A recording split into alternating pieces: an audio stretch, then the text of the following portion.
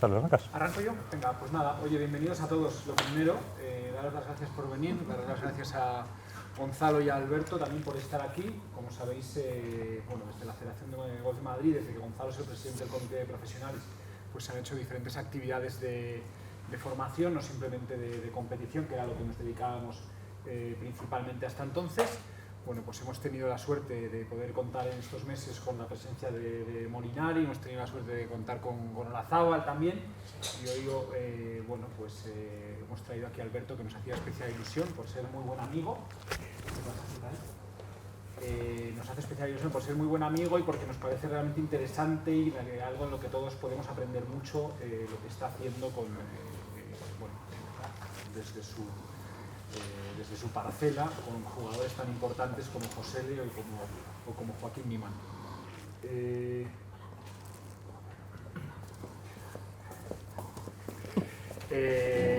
Y nada, Gonzalo, si quieres decir algo. Agradecer la presencia de Alberto. Como sabéis, bueno, desde que tomé las riendas del comité, pues mi enfoque ha sido principalmente la formación constante de los profesionales. Y bueno, junto con mis vocales, pues siempre intentamos traer perfiles interesantes, ¿no? Y en este caso creo que el tener aquí a Alberto, que nos va a hablar un poco de lo que hace, del trabajo que hace con sus jugadores profesionales, con jugadores de reconocido prestigio que han tenido además unas temporadas excepcionales, como Joaquín Niman, como José Le Ballester y como Carla Bernat. Son tres ejemplos, desde luego, de éxito. Y en el caso de Alberto, que sin ser un entrenador, un técnico, como somos muchos de nosotros, pues desde una parcela, vamos a llamarlo desde el friquismo, se puede decir. Y del por amor, soy un friki de esto. Y por el amor por el golf, que eso sí que es seguro que es la pasión que nos une a todos aquí. Bueno, pues cómo ha enfocado su carrera y cómo sobre todo está ayudando a estos profesionales a mejorar sus resultados, ¿no? Yo creo que todos somos conscientes de la gran dificultad de este deporte, que es que practicas en un sitio diferente al que luego compites, y cómo puedes hacer esa práctica lo más eficiente posible para que luego pues se refleje en los resultados. Así que, Alberto, millones de gracias por estar a aquí vosotros con nosotros. Por tenerme. Tenemos una mañana por delante apasionante y nada, te dejo que empieces el show. Muy bien. Bueno, pues primero gracias a la Federación Madrileña por tenerme aquí.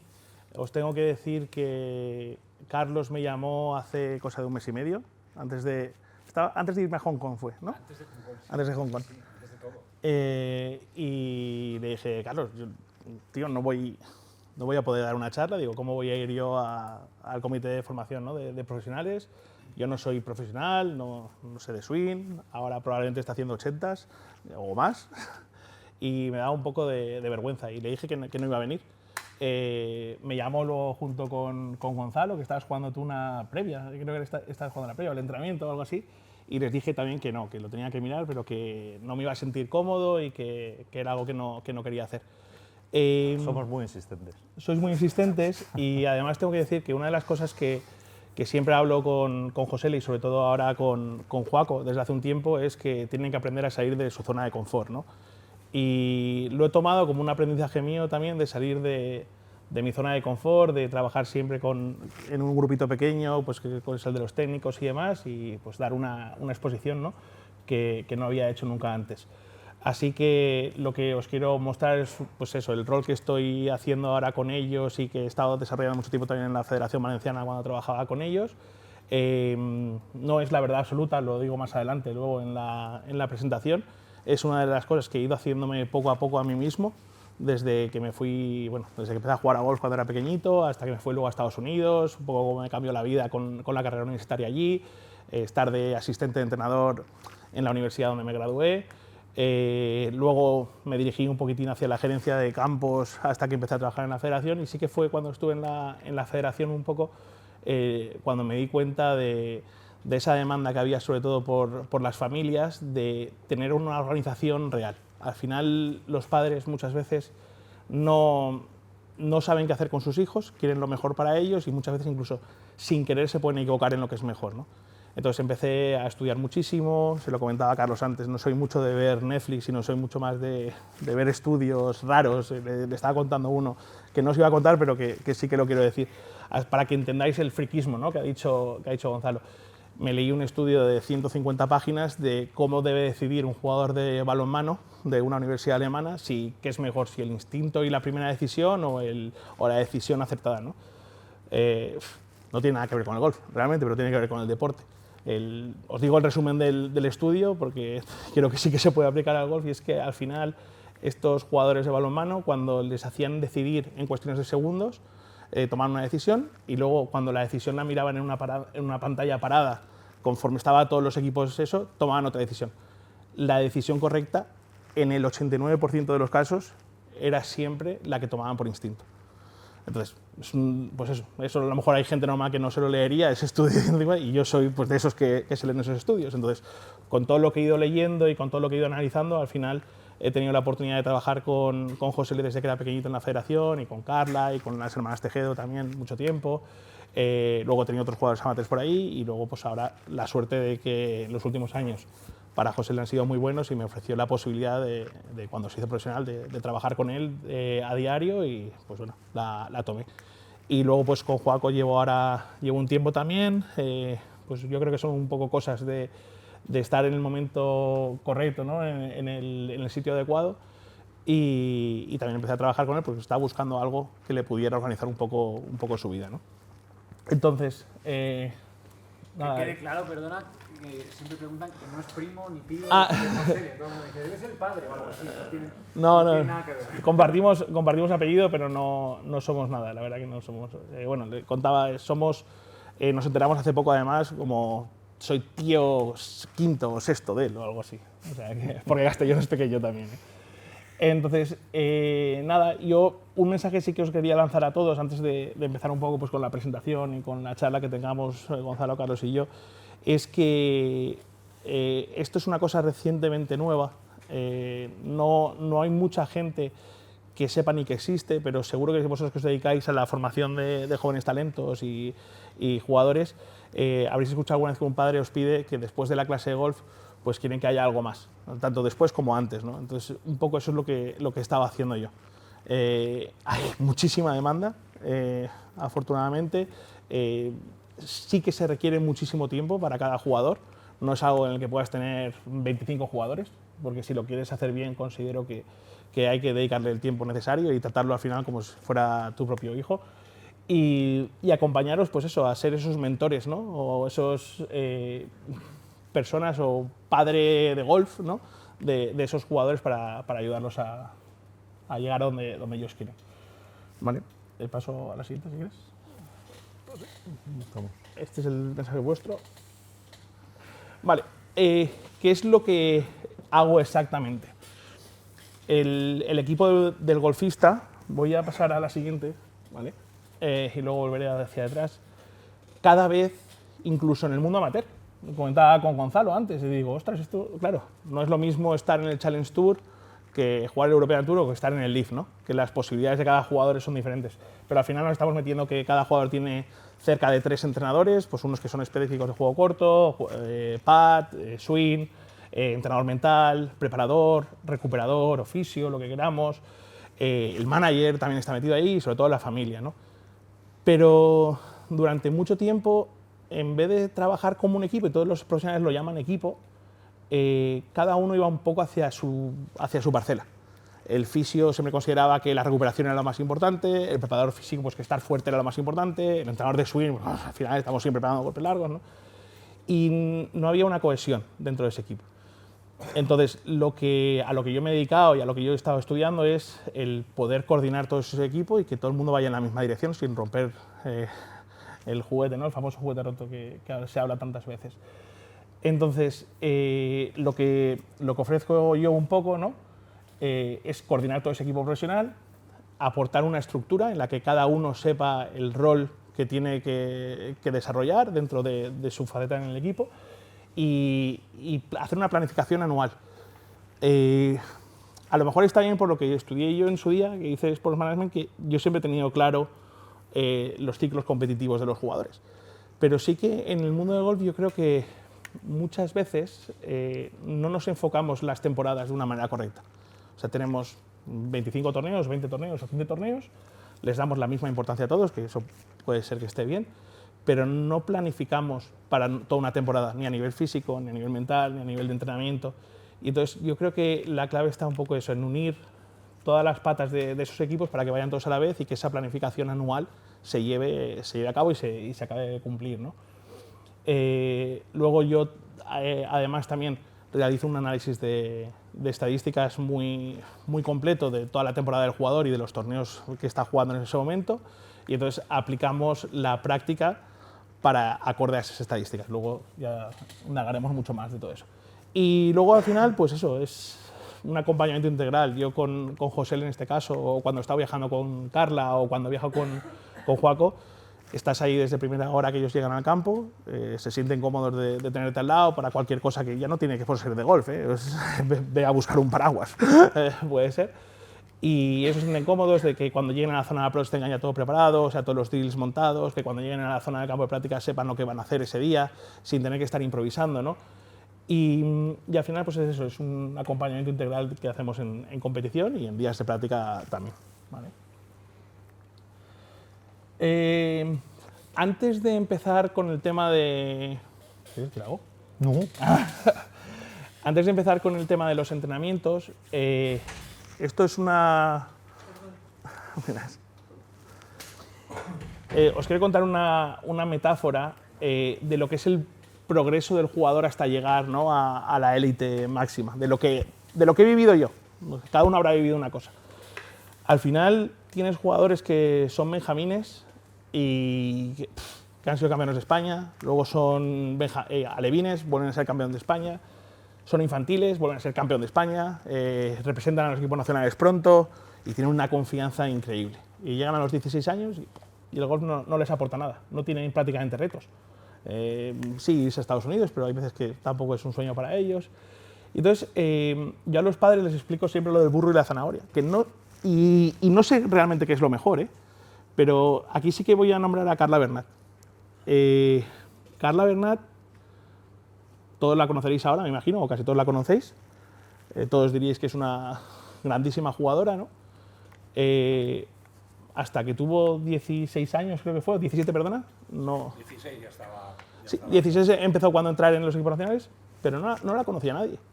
Carla era una chica, además, pues era un poquito más pequeña que el resto de sus compañeras, tenía un amor por esto increíble, ponía un montón de trabajo, pero no le llegaban nunca los resultados. Y al final ella era ese burro que está persiguiendo a la zanahoria y entonces siempre tiene la motivación de pegarle un bocado a esa zanahoria, que no sabe ni cómo sabe. No sabe lo que es la victoria, no sabe... No, lo único que conoce son las derrotas, el seguir, el seguir, el seguir. Y entonces, en mi experiencia personal, yo creo que es mejor el morder esa zanahoria cuando tienes 18, 19 años, que no comértela entera cuando tienes 14. Hay un montón de casos, y aquí estaréis todos de acuerdo, que jugadores que han sido campeones de España hasta cadete, que el año siguiente lo han dejado. No tenían ya ninguna motivación para seguir. Entonces es importante que vosotros que estáis formando a gente, a los padres, les podáis enfocar en ese camino. Oye, esto no os preocupéis, que si vamos por el camino correcto y si la zanahoria está ahí, al final no la vamos a comer. Lo único que hay que ser paciente. No queremos que tu hijo también se lo crea muy rápido o que se la coma entera, ¿no? Entonces, eso es una de las cosas, y aquí paso a los 3 pilares. Perdón. Vale. Cuando dejé la federación, que pasé 12 años en la Federación Valenciana, en el Comité de Tecnificación, empecé a ordenar mis ideas. Y, como ha dicho Gonzalo, que soy tan friki, redacté pues 7 o 8 artículos míos, y más que nada no eran para la gente, sino eran para mí, para ordenarme y saber lo que había aprendido, para qué me había servido.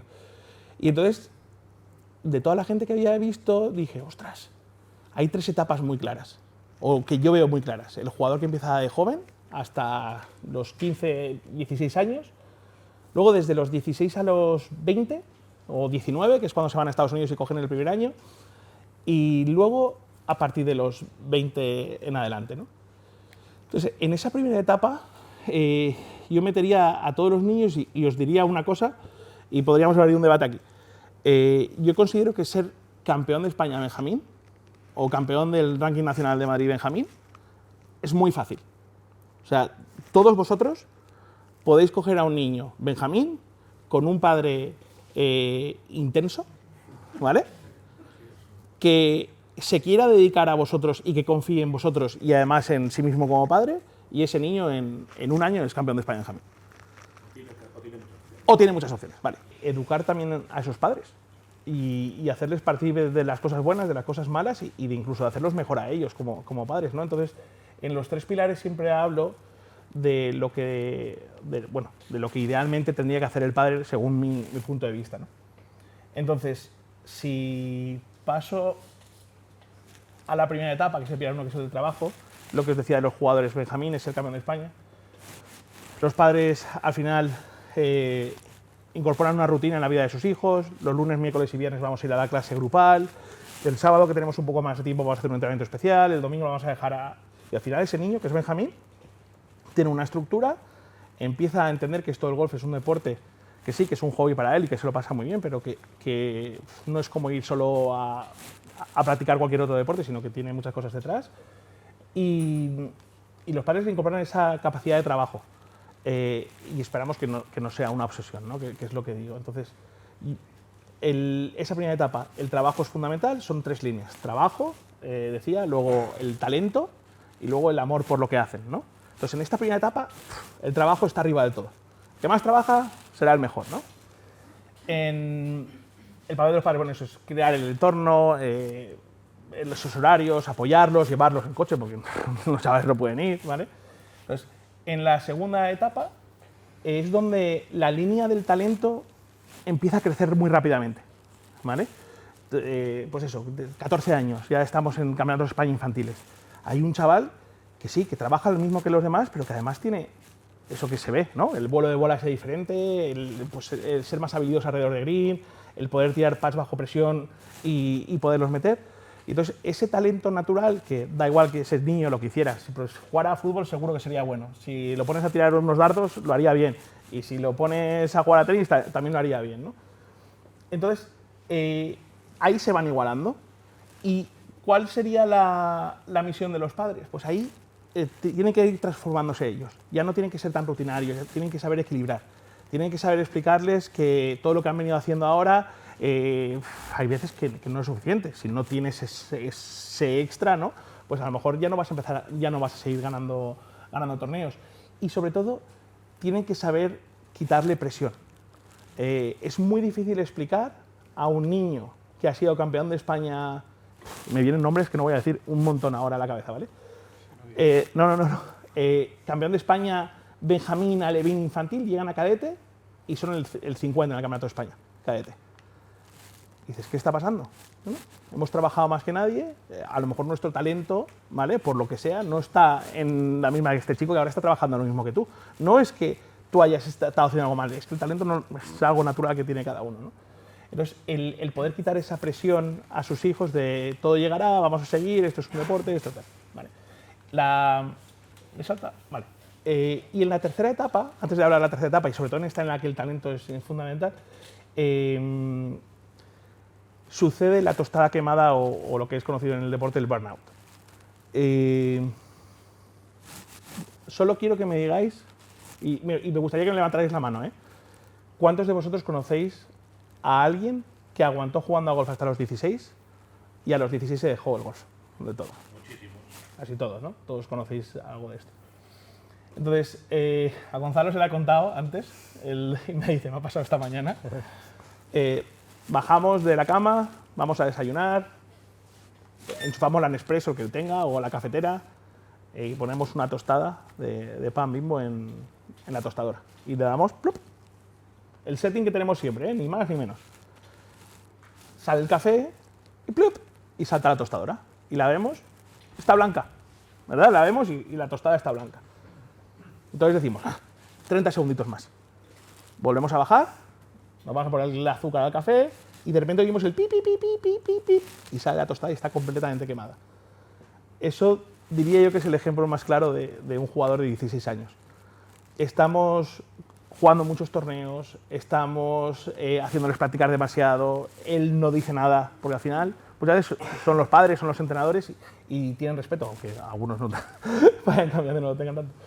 Pero llega un momento en que esa tostada está quemada y por mucho que la rasquemos, que siempre todos vamos a la pica de la casa y hacemos así y la rascamos, ya no va a ser lo mismo. Cuando le pongan la mantequilla no va a ser lo mismo, es una tostada que está quemada. Y eso es el claro ejemplo de un adolescente en el mundo del golf, ¿no? El burnout es un desgaste emocional, es una falta de ilusión, es un bloqueo que puede venir, de repente empiezan a tener tips de pad, tips de lo que sea. ¿Por qué viene causado? Pues lo digo ahí, excesos de torneos, unas expectativas que no han sido reales, o sea, que estamos comparando con otra gente y la expectativa no es real de lo que puede hacer ese jugador. Nos centramos únicamente en los resultados, no en el progreso. O sea, analizamos, si quedas en el top 10 del Campeonato de Madrid, te compro una PlayStation.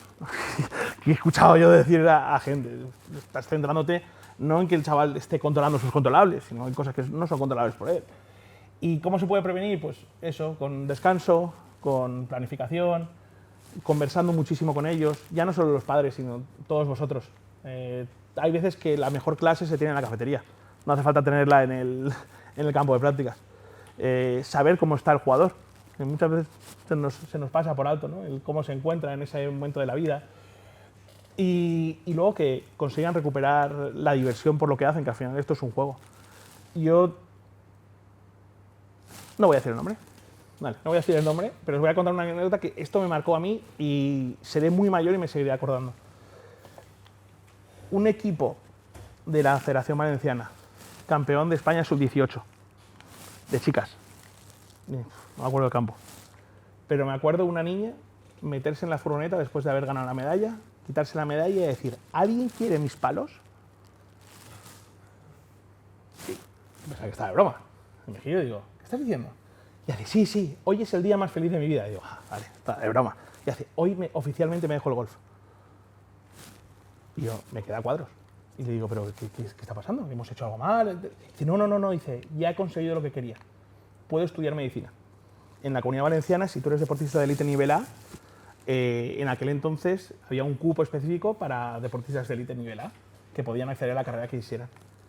La medalla se la dejó en la furgoneta. No ha vuelto a jugar a golf desde entonces. Típico caso de burnout excesivo. En este caso no por sus padres, porque sus padres eran la verdad que una maravilla, sino un burnout suyo propio y de sus entrenadores en ese caso que no lo supieron ver. La niña tenía una presión increíble, fue campeona de España cadete infantil, además, en su día, y se dejó el golf. Se dejó el golf por completo, no ha vuelto a jugar a golf. Nunca más. Y es médico, por ¿Es lo médico? menos. Bueno. Es médico a día de hoy. Vuelva de mayor. Probablemente vuelva, sí.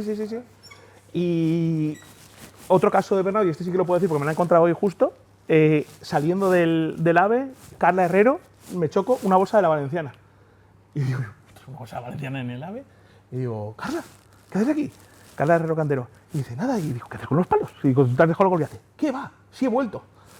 Está trabajando en Madrid ahora aquí, tiene pues eso, 25 años, y dice, me da cuenta que esto es súper divertido. Y digo, pero si con 17 te lo dejaste, que ya no querías saber nada de esto. O sea, mira, el caso de esos que sí que acaban de volver. Y luego, pues esto, enlazo con la tercera etapa, ¿no? Que es la de consolidación de toda esa carrera deportiva, que no significa que hayas alcanzado nada a nivel profesional ni a nivel de nada, pero sí que ese golf se va a quedar contigo para toda la vida, ¿no? Que es la etapa del amor por el juego. Y en esa línea, que sale ahora de la nada, porque teníamos la de, ¿os acordáis que os he dicho? La de trabajo, la del talento, y ahora viene la del amor por el golf, es la que cuando tienes 17 años, tus amigos empiezan a salir de fiesta, y tú tienes un torneo al día siguiente y dices, es que me gusta más jugar el torneo al día siguiente que salir de fiesta esta noche. Y entonces abandonas eso por el amor. Cuando todo el mundo te gana y tú eres el número 30 en el campeonato, pero es que te apasiona lo que haces, es que te da igual. El que no le apasiona y venía de ganar y de quedar top 10 y de repente voy a hacer el puesto 50, ese chaval se acaba dejando el golf. Entonces, esta etapa yo creo que es muy importante de cara a los padres, porque el padre debe dejar de ser parte del equipo como equipo. Y Gonzalo, me ha encantado lo que has dicho antes. Es el momento en el que el padre sea padre. Ya ha hecho muchísimo. El padre ya ha incorporado unas rutinas de trabajo desde que era Benjamín, cuando hemos dicho, y sabe lo que tenía que hacer. Luego él lo ha estado apoyando y le ha estado quitando esa presión tal, y ahora lo único que tiene que hacer es ser padre, es acompañar, es dar cariño, es poner ese hombro para llorar, escucharle cómo se encuentra todos los días, lo que os he comentado antes, y confiar en los profesionales como vosotros, que seáis los que a partir de entonces guiéis la carrera ya desde un punto de vista mucho más profesional. Gonzalo, di cosas. No, es que estoy fascinado porque es que esta charla es justo, yo creo que nosotros como profesionales lo entendemos, porque además yo creo que muchos de nosotros también hemos pasado por esa etapa, muchos de nosotros yo creo que siempre hemos querido ser jugadores, unos lo hemos conseguido, otros no, pero seguimos involucrados por ese amor por el golf del que hablabas, en la industria del golf de otra forma, y lo vemos ahora con muchos de nuestros alumnos. Precisamente estas etapas es que todos conocemos, todos puesto los ejemplos, y yo el otro día precisamente, te lo conté antes, me decía uno, que todos conocemos, oye, ¿qué hago ahora con mi hijo tal? Se acaba de hacer profesional, ¿qué puedo hacer? ¿Cómo puedo ayudarle? Y le dije eso, digo, ahora te toca ser padre, y ya está, y ser padre es escuchar, apoyar, hablar con él, y punto, nada más, olvídate, o sea, él ya se rodeará del equipo profesional que le toca, y bueno, a mí me parece fascinante, y ojalá todos los que cuando publiquemos esto pues lo vean muchos padres, porque hay muchos que son que con su mejor intención, todos, no cabe duda, pues todos queremos lo mejor para nuestros hijos y intentamos ayudarles en la medida de lo posible, pero muchos no se dan cuenta que les están haciendo más daño que bien, y eso también conocemos todos mil ejemplos de ese caso, con lo cual a mí me está fascinando, así que continúa porque soy todo oídos. Vale. Si alguien tiene alguna pregunta, la idea con la que yo venía era no exponer aquí una de estos, sino hacerlo un poco más charla entre todos, por lo que hablé con ellos. Entonces, no dudéis en cortar y preguntar. O... Te voy a hacer una pregunta. Sí, claro. Un segundo, para que quede grabado. Sí la sé. Me interesa tu opinión. ¿Qué opinas de que los padres estén en la clase?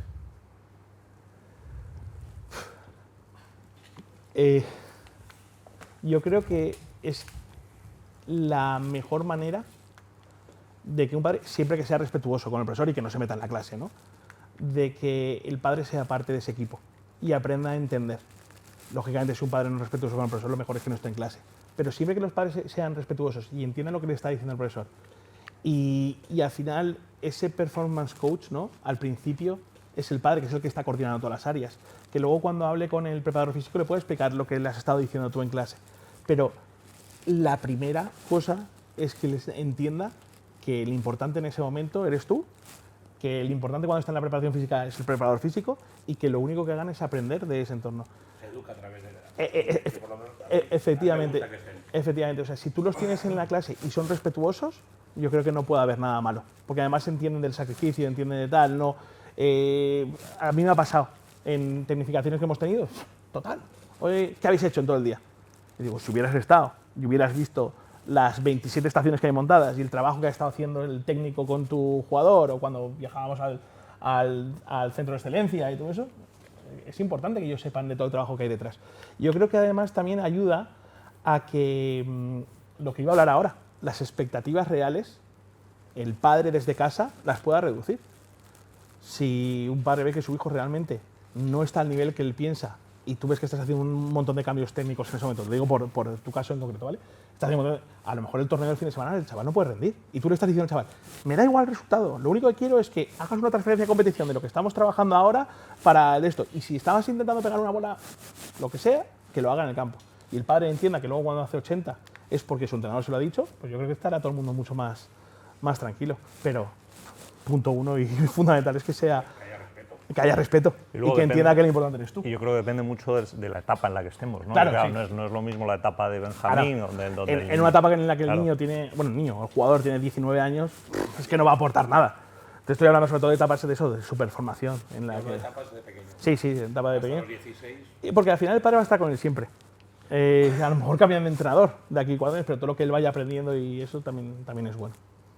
Eso. Perdona, sí. Pero el problema está que si está el padre delante tirando la clase con el niño, a mí por eso no me gusta que estén los padres, estás quitando una cosa muy importante, que es la relación que tú tienes con el niño. Sí.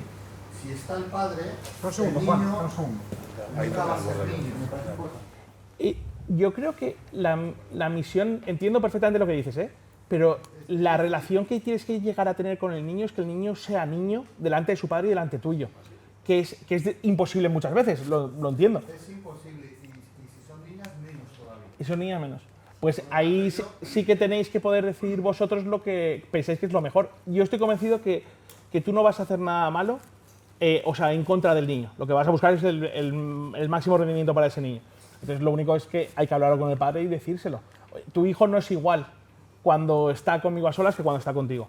Pero yo creo que sí que hay un montón de niños que son capaces de ser lo mismo delante de sus padres que fuera de sus padres. Lo que habría que conseguir es que consigan que sea el mismo. Claro, pero eso es lo mismo Bueno, que yo- depende. O sea, Y está claro que un niño nunca va a ser igual estando su padre que no Depende. estando. Si yo nunca lo he visto. Además, ¿sabes por qué? Porque tú oyes las conversaciones de los niños cuando están contigo y no tiene nada que ver cuando están sus padres, porque es normal, porque todos hemos sido niños y no hablábamos igual delante de tus amigos que antes de tu padre. Yo lo que creo que lo que estabas diciendo es, yo generalmente, depende de eso, una vez que doy la clase, explico al padre lo que es eso con el niño. Es que puede ser perfecto para ese caso en el que el niño no es el mismo. Pero yo, personalmente, y es una opinión, creo que el establecer esa relación, porque es que es el equipo, es que al final el padre va a estar involucrado en casi todas las... Si lo puedes hacer igual, es decir, yo tengo una relación con el niño y luego se lo explico al padre. El padre va a estar informado de lo que yo hago. Claro. Pero yo tengo claro es que el niño no se comporta igual, estando su padre delante, que no. Y cuanto más mayores se hacen, peor. Porque bueno, con 10 años, ¿qué va a decir? Pues al final es encontrar ese término que es el mejor para el jugador al final. Y yo creo que esa es una de las claves vuestras, el saber qué es lo que le va mejor a cada jugador y tomar esa decisión, pero siempre que haya comunicación dentro de todo ese equipo.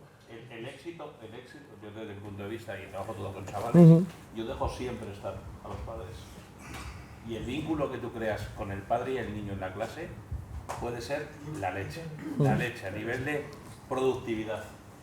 Por lo menos yo me pongo al padre, tengo un Sí. sofá y se sienta. Y educas al padre. Por lo menos a mí me ayuda. Mucha gente dice, no entiendo que los padres estén en la clase. No, es que a mí me encanta. Yo creo Es un diván, me interesa. Es un diván. Sí, yo como ahí, sí, los digo por qué motivo, porque ahí está la habilidad del profesor de tirar de las orejas al padre de una forma muy sutil. Y le estás formando al padre. Los padres es el mejor, para mí, el mejor aliado que tenemos en un chaval pequeño para conseguir su máximo rendimiento. Os lo digo y creo que llevo muchos años llevando niños. Sí. Es difícil tener un niño muy bueno en categorías inferiores sin que el padre sea intenso, que he dicho al principio. Claro, El padre que no está dispuesto a renunciar a irse a esquiar el puente de la Inmaculada, bueno, el puente de la Inmaculada cuando sea, aquí es que no sé cuándo es, y estar en el campo de golf con su hijo llevándolo a entrenar, ese padre tiene muchas posibilidades de tener un niño que sea bueno. Y, Sin eso no puede haber un niño bueno. no, efectivamente. Entonces, el conseguir, yo estoy muy de acuerdo con Kiko ahí, el educar al padre en que lo mejor para su hijo, o sea, que no eres un rival, sino que eres un complemento, y que entre los dos tenéis que hacer que su hijo disfrute, que aprendan los valores, que es a través de ese tiempo que paséis juntos. Pero entiendo que es difícil, ¿eh? Entiendo que es... También, pero es decir, no hace falta que esté en clase. No, puedes transmitirlo después, o si puedes estar en clase, habrá gente que le venga bien y habrá gente que no, pero es encontrar esa conversación. Había más. Sí. Yo como profesor, padre, estoy hablando de facetas esto, ¿no? Sí. Yo creo que es muy importante desde mi punto de vista es que sea un equipo, ¿no? El padre forma parte del equipo, el profesor forma parte del equipo y que no se hagan parcelas compañías insalvables para uno, que haya una conexión. Efectivamente. Entonces, claro, si el caso de un padre conflictivo es una cosa anecdótica. O sea, siempre va a haber padres conflictivos, va a haber que niños conflictivos, pero al final lo que tiene que estar es el bien general de todos los grupos. Entonces yo, ¿qué es donde quería llegar? Yo tenía una hija que jugaba bastante bien y luego otra que no jugaba bastante bien, ¿no? Llegó más lejos la que jugaba menos bien por su cabeza, ¿no? Por su planificación.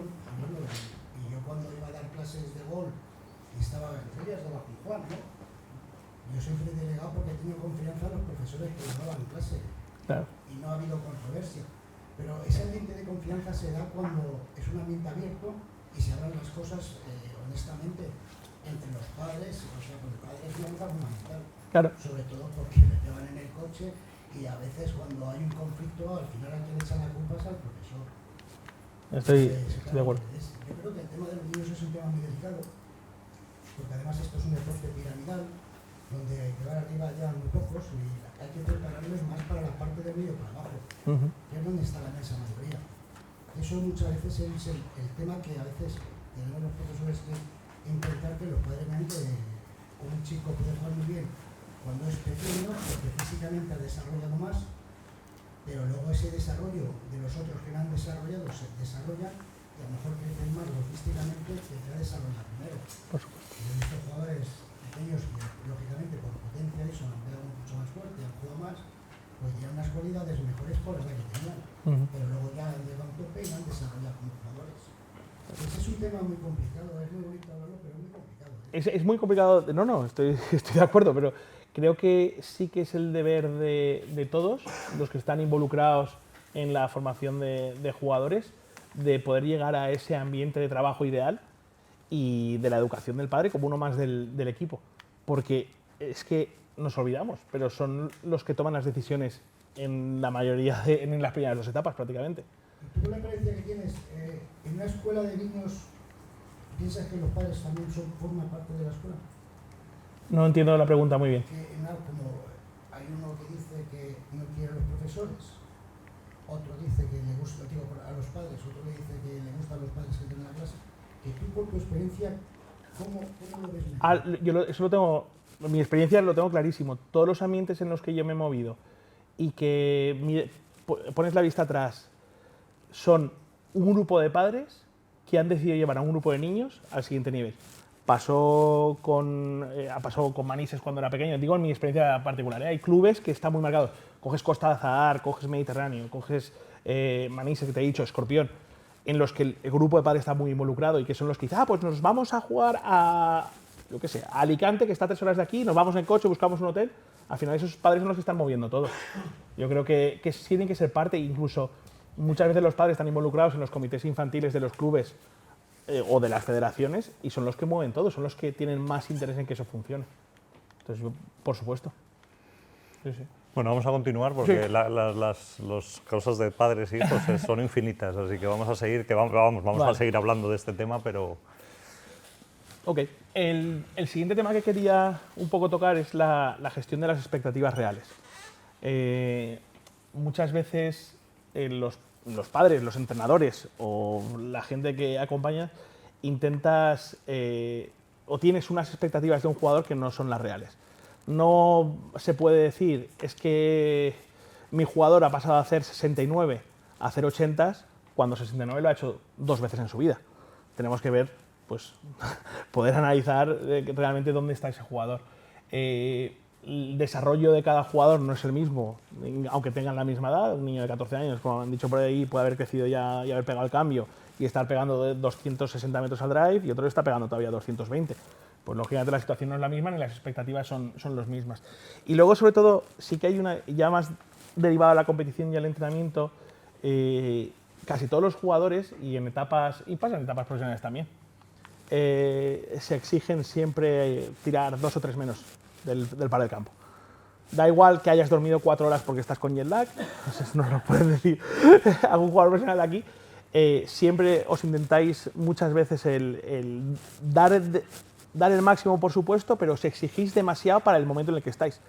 Si tú estás con una contractura de espalda, ¿te vas a exigir hacer 66? No, a lo mejor una vuelta de 73 tiene el mismo valor que esa vuelta de 66 en una condición normal.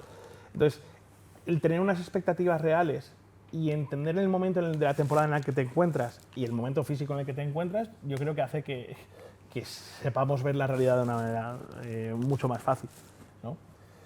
Disculpad, sí, voy a entrar a lo mejor en la parte más delicada de todo esto, ¿vale? Y sí que os quiero decir, y esto viene por lo que ha dicho Gonzalo al principio, yo no soy nadie, no soy técnico deportivo, no descarto que a lo mejor algún día, en los tiempos que me dedico a estudiar, me lo saque. pero para el trabajo que yo desarrollo, vosotros sois la pieza más fundamental que existe. Porque yo sin vosotros, que sois los que entendéis de swing, sin vosotros que entendéis de lo que muchas veces puede sentir un jugador, no puedo hacer una planificación correcta. Entonces yo me ayudo muchísimo del preparador físico, digo lo que el jugador me ha transmitido, de dónde quiere llegar y cómo lo quiere llegar. Me guío muchísimo de entrenador de pad, en el caso de José L., de Eric, hablo con él todos los días. Porque al final, entre él y yo somos los que diseñamos los drills. A modo anecdótico, tengo más de 1200 drills de patch que he ido haciendo a lo largo del tiempo y que los voy guardando y que los voy teniendo. Y entonces, claro, sin el técnico deportivo es imposible hacer una buena planificación. Entonces, eso lo quería dejar claro. También, ¿qué es una metodología al final que con el paso del tiempo y con todas las cosas, todas las circunstancias, ¿no?, que he ido teniendo yo en mi vida, pues he ido cogiendo un poco aquí, un poco de allá y al final la he conseguido montar a mi manera? Lo digo ahí, no es la verdad absoluta, ni mucho menos. Aunque, ¿se ha corregido la derrota esa ahí, en el de atrás? ¿Una absoluta? Sí. Vale. Sí. No es la verdad, a cada jugador le puede venir bien una cosa, entonces yo siempre bueno, con José es que llevo toda la vida y con Juaco ahora al principio y cuando me reuní con su equipo les dije eso, que a lo mejor lo que yo pienso no les va bien a ellos, que ellos son los que tienen que tomar la decisión. Les di una charla de unos 10 minutos y me dijo, eso es lo que busco. Entonces, que hay muchas metodologías diferentes, ¿no? Y que eso que dentro de mi friquismo y de todo lo que os contaba de los estudios raros que he leído, de todos los podcasts que he escuchado, me encanta mucho el trabajo mental que hacen los psicólogos deportivos y de hecho hice un máster al final en psicología deportiva y coaching, no un máster de universidad sino un curso de estos que dan. Y me apasiona un poco pues, la manera de entrar al jugador, de cómo se habla y todo eso. Entonces de todo eso, de todas las cosas que yo he creado, pues la metodología que utilizo con ellos, ¿no? Entonces, el performance es un poco la realidad del jugador. Yo, después de cada torneo y después de la temporada, pues analizo un montón de estadísticas, utilizo todas las plataformas en las que pueda tener, utilizo la plataforma de Leaf, en este caso, porque te da un análisis de todos los stroke gains, de los puestos en los que se encuentra cada jugador en cada una de las áreas, van haciendo todos los brackets desde 10 metros en 10 metros, o bueno, 10 yardas en 10 yardas. Tenemos datos de radar incluso, pues si hay un jugador que está trabajando algo de swing, pues por ejemplo, el ball speed de José L. de media en toda la temporada pasada fueron 186, cuando pegó con el driver desde el tee, ¿no? Pues si hay algún jugador que está trabajando algo técnicamente, nos viene bien cómo está transfiriendo a competición. Si alguien está intentando incrementar la velocidad de salida de bola y vemos que en competición está bajando pues, 10 millas, pues se comenta con el entrenador técnico y se puede hacer lo que se necesite, ¿no? O el Apex, que es una de las cosas que estaba mirando Juaco en su momento. Pues analizó todos los Apex que tenía a lo largo de todo el año, en situaciones en las que él decía, este torneo sí, porque no hubo viento y era como la quería pegar, pues se hace un estudio general, ¿no? Rangos de patch, pues lo mismo. Yo creo que es importante saber cómo patea un jugador para, esto lo habla con Alex un montón de veces, no es lo mismo patear para bogey que para par, que para verde o para eagle. Entonces, dependiendo del pad, en el momento en el que estés, qué porcentaje de acierto tienes cuando estás pateando para eagle en un rango concreto, qué porcentaje tienes para par en otro rango concreto. No es lo mismo patear, aquí podría estar hablando años, ¿vale? Cuesta arriba, cuesta abajo, de 3 a 6 pies, de 3 a 4 pies, de 4 a 5, de 5 a 6, o sea, la puedes romper cuanto quieras.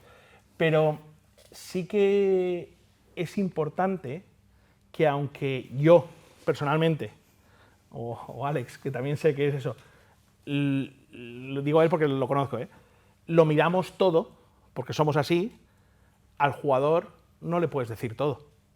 Al jugador le tienes que reducir lo que se llama ruido. O sea, tú le tienes que dar, después de todo el análisis, 4 o 5 cosas, no le puedes dar un montón. Yo me acuerdo, a final de temporada, a José le fui a hablar de una estadística que yo consideraba importante, además, y casi me pega un guantazo a la estadística, no a mí, que era el jugador del Leaf que en los 7 torneos que más había jugado, menos había marcado la bola. O sea, más había marcado la bola en el segundo pad. Quiere decir que tenía menos... ¿Cómo sabes eso para empezar? Por las estadísticas del Leaf y por las que hago yo. Entonces, si tú tiras un pad de 25 pies y la dejas a un pie y tú acabas, se considera que no has marcado, no es gimme, ¿vale? Entonces, del rango de Gini. Y él, pues era el jugador pues, que a lo mejor estaba pasando más de un pie y medio, marcaba la bola y volvía a patear. A mí, ¿qué me dice eso? Que el pace no es bueno. Cuando el pace no es bueno, ¿qué puede suceder? Pues que la caída y el pace no macheen, entonces no estamos metiendo pads. Cuanto menos es más corto es el pad, menos tienes que machear el pace con el break. Cuanto más largo es el pad, más tienes que machear el pace con el break. Entonces, claro, yo en ese momento vi que esa estadística era ruido para él. Y yo la traduje y fui al entrenador de pádel y le dije, esto es lo que he visto. No es es lo que he visto yo. Y él me dijo, tienes razón.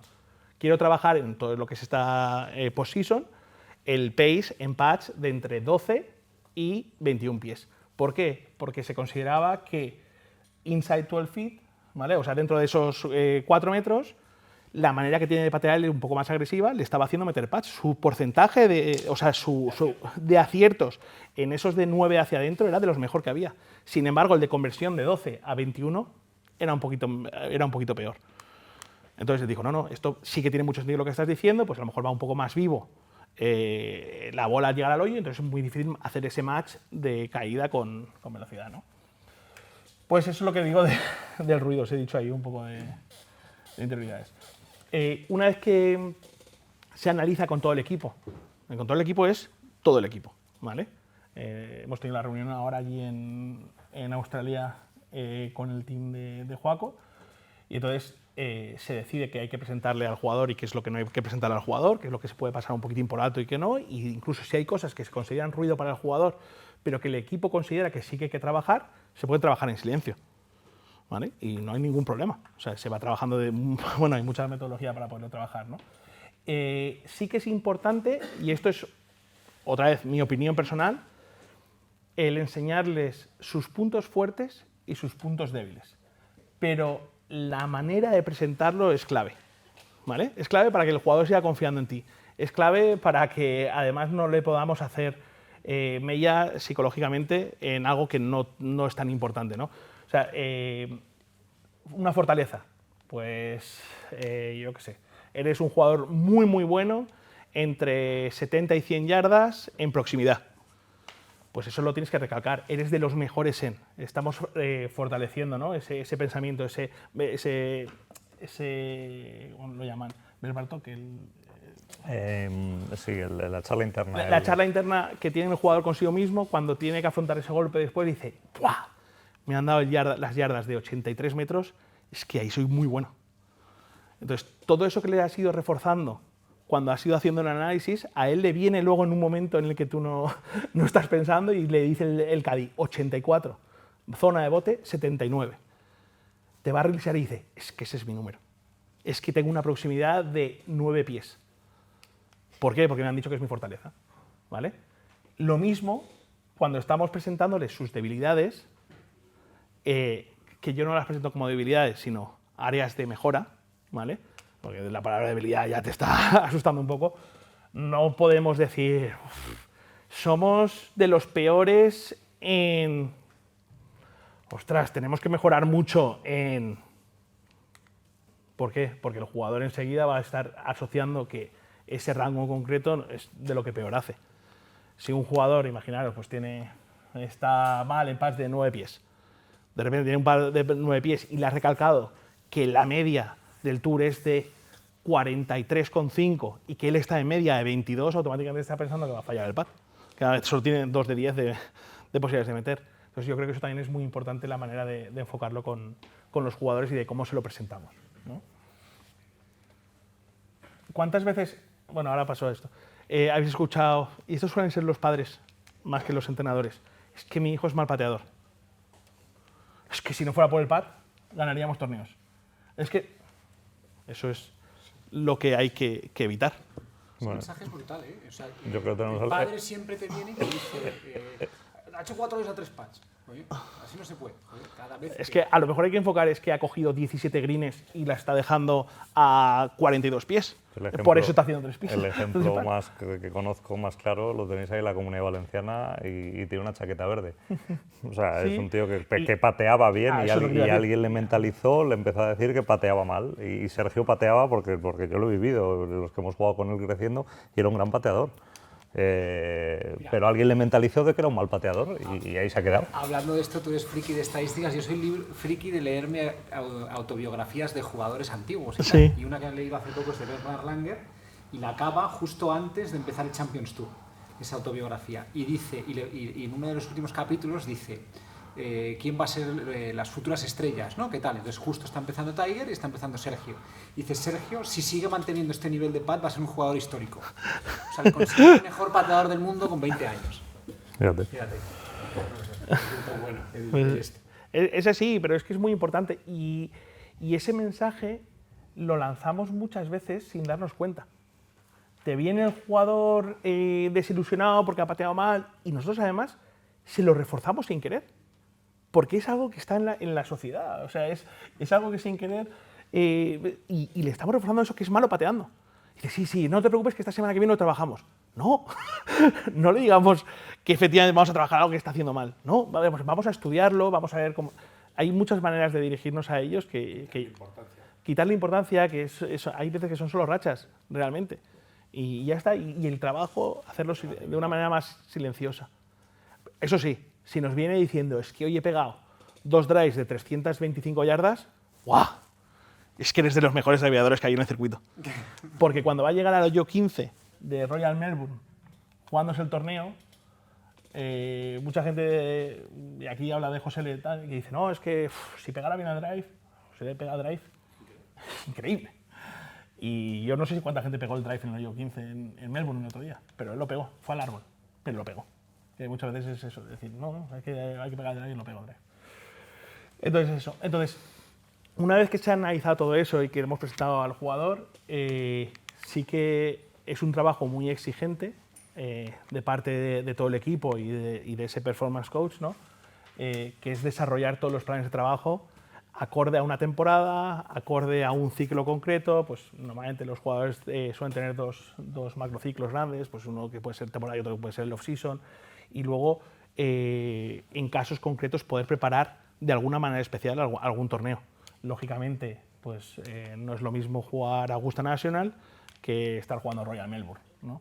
Entonces, si quieres hacer una preparación específica para un torneo en concreto, pues no hacerlo solo la semana de antes, sino con tiempo de antelación, hablándolo con el equipo, pues ir metiendo esas sesiones concretas de entrenamiento. Entonces, que el plan progresivo que incluye pues, momentos de técnica que están combinados con drills. Yo soy un fanático del trabajo de secuencias y del trabajo de cadencias, ¿vale? No sé si habéis oído hablar alguna vez de lo que son las secuencias o las cadencias, es lo que tal y como se escucha, ¿no? Pues antiguamente, yo recuerdo, mis entrenadores nos montaban, según la estación, un montoncito de bolas. Decían, de aquí rodado, de aquí globo, de aquí sacada de bunker, de aquí no sé qué. Y yo, mi experiencia personal, eso está muy bien para cuando estás trabajando algo técnico y algo que tiene que ser repetitivo, pero cuando quieres hacer una transferencia de competición, bueno, te iba a decir, yo no he sacado nunca de bunker 2 veces, sí, cuando no la saco de primeras, pero lo normal es sacas de bunker y te vas a patear. A lo mejor en todo el día no vuelves a ir al bunker. Pasan 2 días sin ir al bunker. O estar pateando desde el fringe. Pues yo no pateo desde el fringe un montón de veces, ¿no? Entonces la clave de todo eso es hacer secuencias. Tanto cuando estás trabajando en el campo de prácticas, pues ir alternando golpes, trayectorias y efectos todo el rato, pero siempre de una manera que sea una advertencia, o sea, que el jugador lo pida antes. El jugador dice, voy a jugar una bola, o el entrenador le pide, juégame una bola alta y al draw, imagínate el movimiento de izquierda a derecha a esta bandera que está en esta distancia. Lógicamente a día de hoy, con Trackman, con Forza y con todo eso, puedes jugar millones de golpes. O estando en la zona de approach, pues eso, juegas una desde el fringe, la siguiente la juegas desde el bunker, la siguiente la juegas desde un lie cuesta abajo. José Le, por ejemplo, lleva mucho tiempo haciéndolo desde, pues esto fue desde antes de, no, desde el US Amateur. La semana del US Amateur empezamos a hacerlo. Damos una vuelta a todo el green de prácticas de la zona de approach y yo busco mínimo 20 likes diferentes. Y él hace rutina completa de competición en esos 20 likes. Y esa es la manera que él tiene de calentar. Hace 5 minutos de 2 varillas con una toalla en el medio para calentar lo que es el approach y luego pues esos 20-25 likes, depende. Yo llevo las bolas en el cubo y es lo que hacemos. ¿Y si pega un sapo? Al siguiente golpe. ¿Cómo lo medís? ¿Cómo? ¿Cómo lo medís? ¿Cómo medimos el...? El ejercicio, ¿cómo medís el No, resultado? no medimos resultado, es calentamiento, es diferente. Ah, vale, vale. Claro, una cosa es el prepararte para salir a jugar y otra cosa, a veces que dices, oye, déjame pegar otra, que sí, pues dejo pegar otra, no hay ningún problema, ¿no? Pero eso es un calentamiento únicamente. Luego sí que medimos en... Ahora lo pasaré, ahora lo explicaré bien, ¿vale? Y luego el tema de la alternancia, ¿no? También para mí es muy importante, he leído un montón de estudios, que el golf era de los pocos deportes que enseñaba al cerebro a trabajar repetitivamente en vez de enseñarle a ejecutar cosas diferentes, ¿no? Muchas veces en el campo de prácticas la gente empieza a pegar hierros 7, empieza a pegar hierros 7 a 150. Yo me acuerdo en un CB Trophy estaba Chema en Saler pegando bolas a 150 y le dijo Chema, para de pegar bolas a 150 que vas a desgastar el 5 del 150, ¿no? Pues eso ahora poco a poco todas las recomendaciones que existen es de intentar quitarlo. Entonces, si tú puedes hacer, yo cuando envío los ejercicios, si tienes el Trackman Combine, pues una maravilla. Si tienes el Force, te puedes ir cantando distancias. Si no, cuando estás pegando, pues estar pegando, según el ejercicio que estés haciendo, 70, 80, 90, 140, vuelvo a 80, vuelvo a ir cambiando.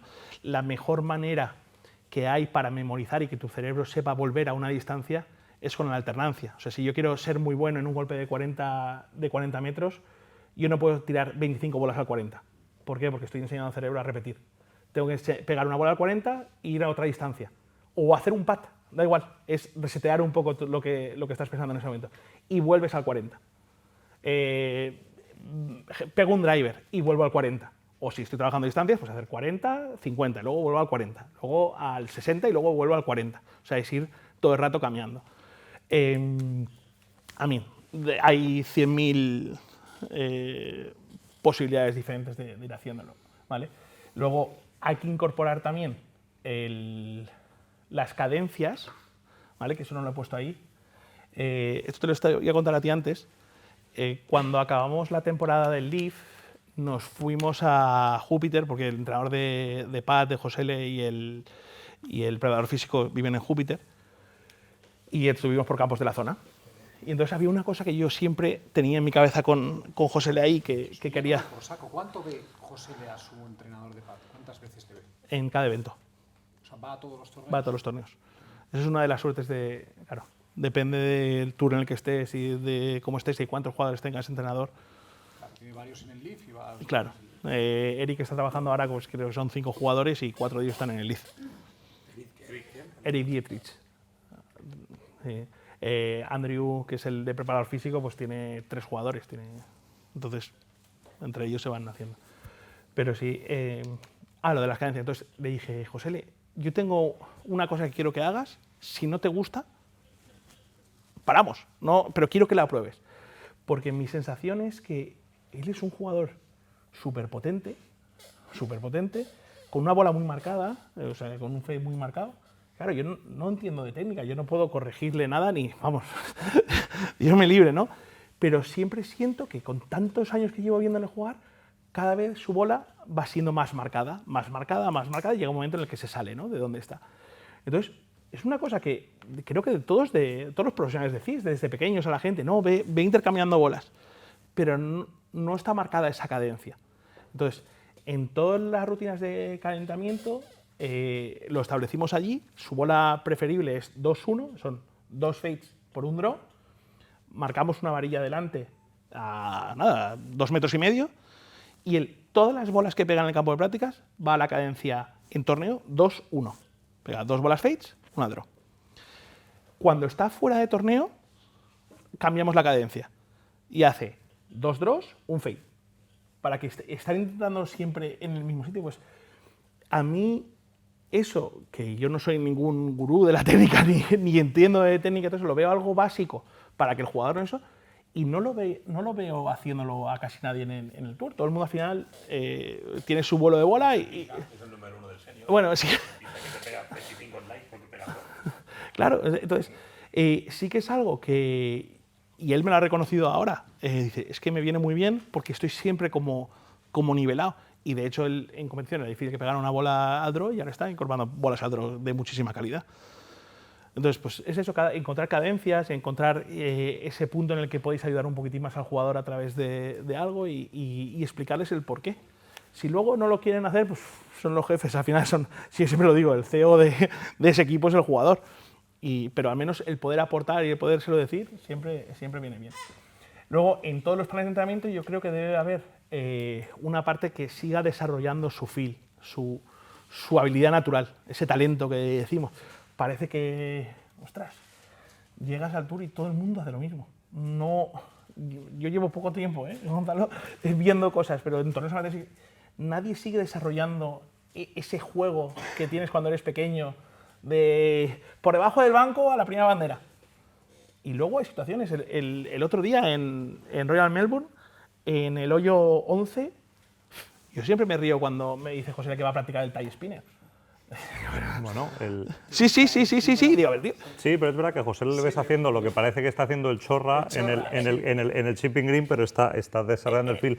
Y ojo, que en Saudi cuando ganan el hoyo 18 se le queda metida una pisada que pega un golpe dificilísimo, que eso solo se hace con feel. Eso no es una cosa que lo puedes conseguir de otra manera.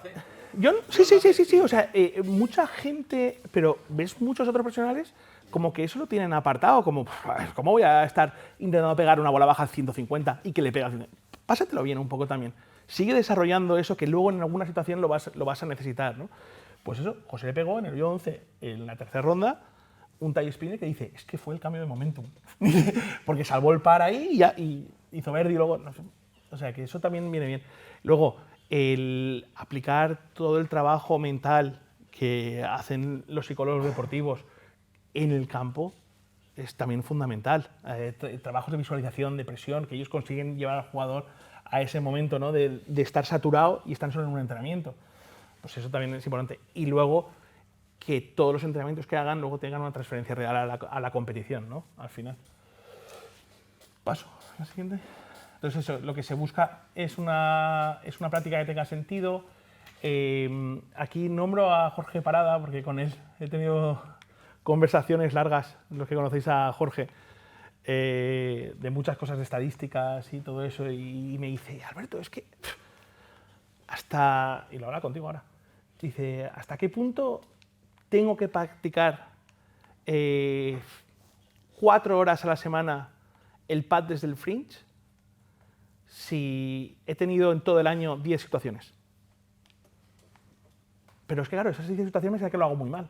¿Me compensa o no me compensa? Pues probablemente no. Probablemente compensa dedicar el tiempo que quieres que sea efectivo en practicar otra cosa. No dejarlo de lado, pero practicarlo también. Y entonces enfocarte realmente en aquello que necesitas. Gonzalo me ha preguntado antes que cómo veía de importante el trabajar en una fortaleza o trabajar en una debilidad. Yo le digo que todos los artículos que estoy leyendo últimamente hablan en torno a un 68 y un 74% de trabajar las fortalezas. Cuando a mí mismo, cuando era más pequeño, siempre me han dicho, no, es que tienes que trabajar tus debilidades para ser mejor jugador.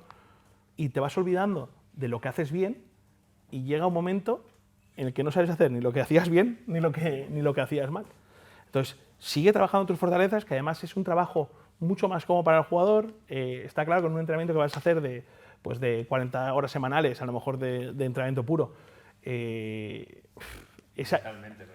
Claro, te apetece más pegar eso que haces bien y que sabes que estás haciendo bien y ponerte en una situación un poco más incómoda que no trabajar en tu debilidad. Lógicamente tienes que trabajar en tu debilidad. Pues si tienes claro que el pace, como hablábamos antes, no está del todo bien, pues habrá que hacer ejercicios de pace para poderlo controlar. Pero no hacer solo pace y dejar de pegar drives. Y las debilidades, además, con la estrategia puedes evitarlas, muchas de ellas, efectivamente, sí. Efectivamente. O sea, tus debilidades pues que te afecten mucho menos en el stocking, ¿no? Vale, todo esto es importante saber cómo medirlo. Si a día de hoy tenéis 100.000 cosas para poderlo medir, a nivel de técnica pues tenéis todos los datos que queráis, tanto de Trackman, de Flyscope o de Foresight que necesitéis, Sample Lab, tal. Pero ya no es solo a nivel técnico. Poder ver cómo el jugador está en entrenamiento, en porcentajes de pads, pues de 9 pies, y cómo está en competición. ¿Qué diferencias hay? ¿Por qué está en ese momento? ¿Cómo lo podemos transferir a la competición? Que luego lo hablo un poquitín de eso. Lo de las cadencias que os decía y las alternancias, ¿vale? Creo que eso hace que el entrenamiento sea de más calidad y que además sea mucho más divertido. En un entrenamiento de 1 hora de short game, estás metido en todas estas áreas. A lo mejor metes un ejercicio de field de 15 minutos, metes los 15 minutos de técnica, metes 15 minutos de un test competitivo de a ver, tienes que hacer esto o no lo superas. Entonces, pues todo eso hace que el entrenamiento se te pase la hora volando. ¿Le preparas el entrenamiento completo al jugador? O sea, si Sí. tiene que entrenar juego corto, le preparas las Todo. estaciones y tal, y se las mandas y que le dan. O estoy yo con ellos. Si estás con José, le llevas Claro. las bolas a tal Se lo llevo a tal sitio, le digo, hoy tenemos esto, le establezco los tees. Por ejemplo, ahí sí que entramos con permisividad, ¿no? Pues hay un ejercicio. Tenemos 4 banderas, pongo 2 varillas más en la zona de approach, desde 3 slides diferentes, digo, elígeme la fácil. Estoy contando un ejercicio de muchos. Me dice, esta es la bandera fácil, digo, ¿qué rango te das? Y dice, a esa 3 pies. Vale, pues ya sabemos que esa bandera son 3 pies. Entonces, como yo trabajo... ¿A qué te refieres con qué rango? ¿Dónde la tiene que dejar? Sí. ¿Dónde la va a dejar O en sea, teoría? claro, esa bandera que tú consideras que es fácil, ¿qué consideras que es bueno y qué consideras que no es malo?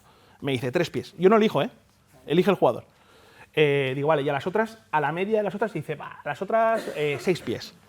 Entonces, empezamos jugando a la bandera fácil y luego juega una de las banderas que son un rango más amplio. Si lo consigue, volvemos a la bandera fácil. Luego vamos a otra de las banderas que es difícil. Entonces, no estás tirando solo a la bandera fácil, sino que estás cambiando todas las banderas y desde un lie concreto o desde diferentes lies. Entonces, el ejercicio acaba cuando la suma de los pies es lo que habías dicho. Pero la bandera fácil es 3 o menos. ¿Vale? Entonces, hay veces que estás ya en la sexta bandera y esa transferencia de competición, ese sentimiento de quiero irme a casa, sí que lo tienes porque si no la dejas vuelves a empezar a hacer todo el ejercicio. ¿Vale? El jugador tiene que tener confianza de no enviarte por ahí, ¿sabes? Dices, no, que nos queda uno más y nos queda uno más. Entonces, eso es importante. Es un número mínimo de un recorrido. Es, 9 golpes o lo que sea. no, suma de pies. Oye, hoy te podemos sumar máximo 30 pies. No, no vamos a patear. Hay otros ejercicios que son de patear, ¿eh? No, me refiero de la voz. De la approach vamos por suma de pies. Entonces, en la primera, sí o sí, para pasar a la siguiente bandera, hay que dejarla en un rango de dentro de 3 pies. Ah, vale, que tiene que hacer las 6 banderas. Claro. Y tiene que volver cada vez. Sí, por supuesto. Entonces, eso. Vale. Si tienes que hacer la parte de estación de técnica, ¿Sí? dice el entrenador cuánto tiempo tiene que estar para que tú lo Sí, a ver, yo, claro, es lo que he dicho, yo no me meto ahí. Si tengo a Eric, por ejemplo, es genial, o con Juaco cuando está Pete, pues está Pete Cowan, yo le digo Pete, tus 15 minutos o 20 minutos los que quieras estar, porque Pete es así, y él hace lo que quiere con él. Hay veces que Pete dice, oye, ¿te importa si, nosotros nos pasó en Saudi, ¿vale? ¿Te importa si voy contigo y hacemos el recorrido juntos? Y digo, sí, claro. Entonces, el deal que yo le había montado y los 4 trabajos que tenía que hacer, estaba Pete, y además aportaba su poquitín extra ahí también, o sea que eso es genial. Tú porque eres flexible. Yo he visto a Dave Alred, que sabes quién es, que entrenó hacia un poco este perfil como el tuyo, también sin tener ni puñetera de golf en este caso. O sea, tú sabes bastante más de golf de lo que sabe él. Entrenador Francesco Molinari, a Luke Donald cuando era número 1 del mundo, tal. Oye, y yo le he visto literalmente interponerse entre el técnico y es decir, ya se ha terminado 15 minutos y es 15-0-0, y se tenía que ir Denis Piu a la casa club. Y ahí se había terminado la técnica y no se pegaba una bola más, una cosa que te quedabas todos fríos. Entonces, todo el trabajo que se hace a través de esos drills, de ese desarrollo de field, de esas cosas que tiene el jugador, luego hay que, esto es obvio, hay que poderlo transferir a la competición y hay que poder generar ese estrés, ¿no? que decimos. Esos test de estrés pueden ser pues, de completion, que es como el que he dicho antes, de hasta que no acabes de meter el 3, 5, 6 en esquina, pues no nos vamos a casa. El otro día, por la tarde, se mete José en contention para el torneo, más o menos, y nos íbamos a ir y digo, que nos falta hacer el completion. Y dice, no. Digo, sí. Digo, no vamos a cambiar. Digo, no vamos a patinar. Y dice, no, pero es que tengo fisio ahora justo. Digo, no, tenemos que ir a hacer el... Y 3, 4 y 5. Pilló un mosqueo, todo el green pisado. Pues imagínate, Royal Melbourne, habían pasado todos los jugadores todo eso, y le pongo los tees. Pero es que no aguanta la línea, no aguanta nada. Tal. Y dije, si quieres nos vamos. Me queda así y dice, no. Pues eso, y acabó. Tardó 4 veces en hacer el completion, pero lo acabó. Era como marcar ese último check suyo, ¿no? Él tiene sus checks, es un poco pues lo que se le ha ido inculcando de siempre y dice, ya, ahora sí que nos podemos ir, ya lo he marcado y lo tengo hecho, ¿no? Sí, sí. Entonces, el jugador que tiene esa capacidad de estar tirando un pad de 1,5 metros en un putting green para ganar un reto, un ejercicio tal, y conseguir sentir en los antebrazos lo que se siente para ganar un torneo, ese es el que luego hace la transferencia perfecta. El que tira los pads no sabe meterse en esa situación. Yo me acuerdo, yo colaboro con la Federación Sueca de Golf, de hecho están en Mediterráneo ahora, que te lo he dicho esta mañana, y les organizo el stage de pretemporada que vienen aquí en invierno. Y una vez los vi cargando con garrafas de 5 litros en el campo y cada hoyo se la pasaban el uno al otro y la tenían que cargar. Y dije yo, Martín, tío, ¿qué estáis haciendo? Y hace, es la única manera de que presten atención a lo que hacen. Salían a jugar y entonces el que perdía el hoyo tenía que cargar con una garrafa de 5 litros el hoyo siguiente. Y digo, hombre, eso está... digo, me denuncian. Aquí en España o algo así, me coge el padre. Pero son cosas que al final saquen de esa zona de confort y lleves al entrenamiento a ese puntito de más. ¿Vale? Pero, por ejemplo, el que usted de niño es un pelín... No le vas a hacer cargar una garrafa de 5 litros. Bueno, no estaría mal, pero... No, pero yo he visto a padres... Te quito la PlayStation. ¿Cómo? Pero decir la niña, bueno, si no haces esto, te quito la PlayStation, ¿vale? Yo creo que no es decirle te quito, sino te quitas. Eso es un poco la clave de cómo nos enfocamos al niño o cómo se lo decimos al jugador, ¿no? No es que me lo está quitando el entrenador. Bueno, en el momento que te lo quita el entrenador, pues... es un castigo. Es un castigo. Tiene que ser un reto como que ellos no consigan. Oye, ¿te atreves a...? Es que al final tú tienes que conseguir que el jugador acepte eso. Efectivamente. Una pistola en la cabeza. Eso es. Oye, te propongo Y esto. con el niño y más, él acepta. más razón para tener al padre involucrado. Aquí con el niño Claro. el padre sí que... Pero será mejor premiar que castigar siempre. Siempre mejor premiar que castigar. Pero la tensión competitiva la tienes a través de esa presión. No te digo un castigo, pero de esa presión de algo que realmente te importe. Es una consecuencia. Es una cosa, efectivamente, es una consecuencia. La competición lo tiene. Eso es. ¿Cuántas veces gana? Muy poquito. Así es. Entonces, es así.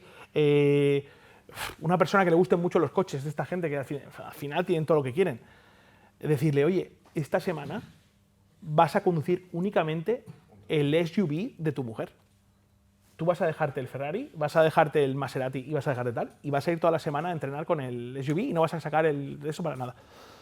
Si ellos te aceptan eso les genera algo de tensión. Por ejemplo, los niños tienen que ser retos divertidos. Retos, claro, por supuesto, sí. Si le quitas al pobrino la PlayStation, al final, o le quitas otro, va a pensar que el golf es un enemigo en vez de un amigo. Claro, pero eso es, la manera no es de quitarle, sino que él se lo acepte a no utilizarlo. Pero no es la palabra quitar, no es la palabra te castigo, no, es que él acepte La a... mayor penalización son los puntos, los golpes que haces al final. Sí. Cualquier reto que al final te sume golpes, Ujú. o sea, no hay que más le fastidia a cualquier jugador de alto nivel y el más 5 no hay 5. Sí. Nosotros les poníamos, y ya lo hemos quitado, la peor tarjeta la poníamos en la furgoneta pegada, o sea, por dentro para que la viesen.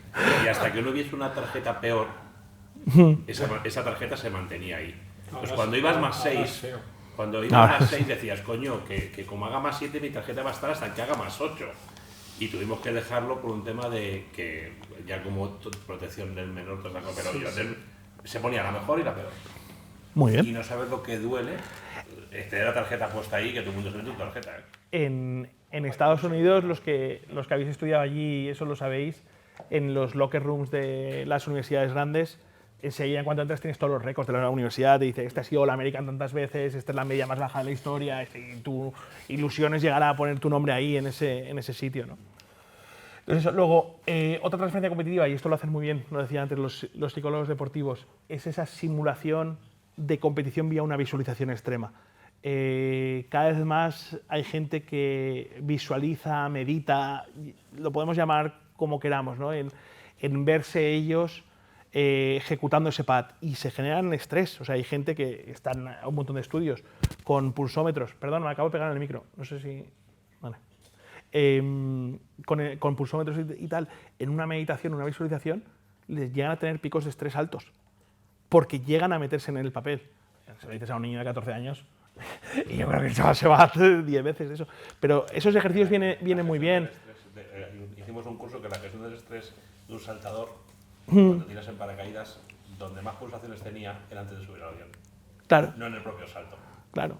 Luego ya es parte del proceso, a lo mejor, de lo que fluye y todo eso. Bueno, y seguramente con un jugador de golf será exactamente igual. Será el previo al llegar al campo de golf y cuando una vez que coges los palos, a mí me pasaba el domingo cuando estás ahí con opciones, cuando llegas al campo de prácticas te metes en tu rutina y te relajas. Es el previo a. Sí. Eso, mira, sí que os puedo contar el caso concreto de Josele, que además ahora pues le está yendo muy bien las cosas y todo eso. Desde pequeñito, desde muy pequeño,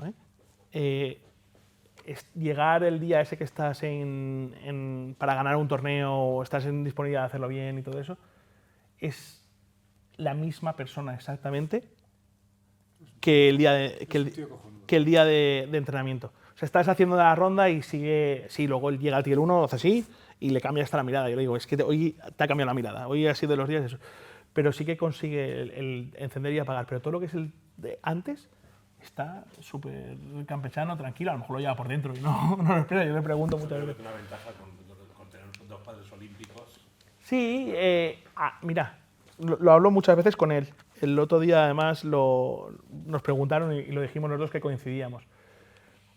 Josele, a día de hoy, no sabemos lo que le va a pasar después, pero es quien es por todo lo que ha vivido en su vida. Porque justo el pad que tuvo que meter para ser campeón de España Benjamín, lo metió.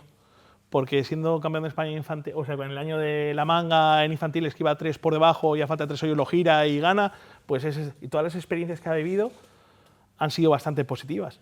Entonces, pues claro, tiene una confianza diferente. Si José a lo mejor hubiera fallado el pad de Benjamín, no hubiera remontado en la manga, no hubiera ganado, no sabemos, no se puede saber. Pero que sí que todo eso, lógicamente, ayuda al refuerzo que vas teniendo.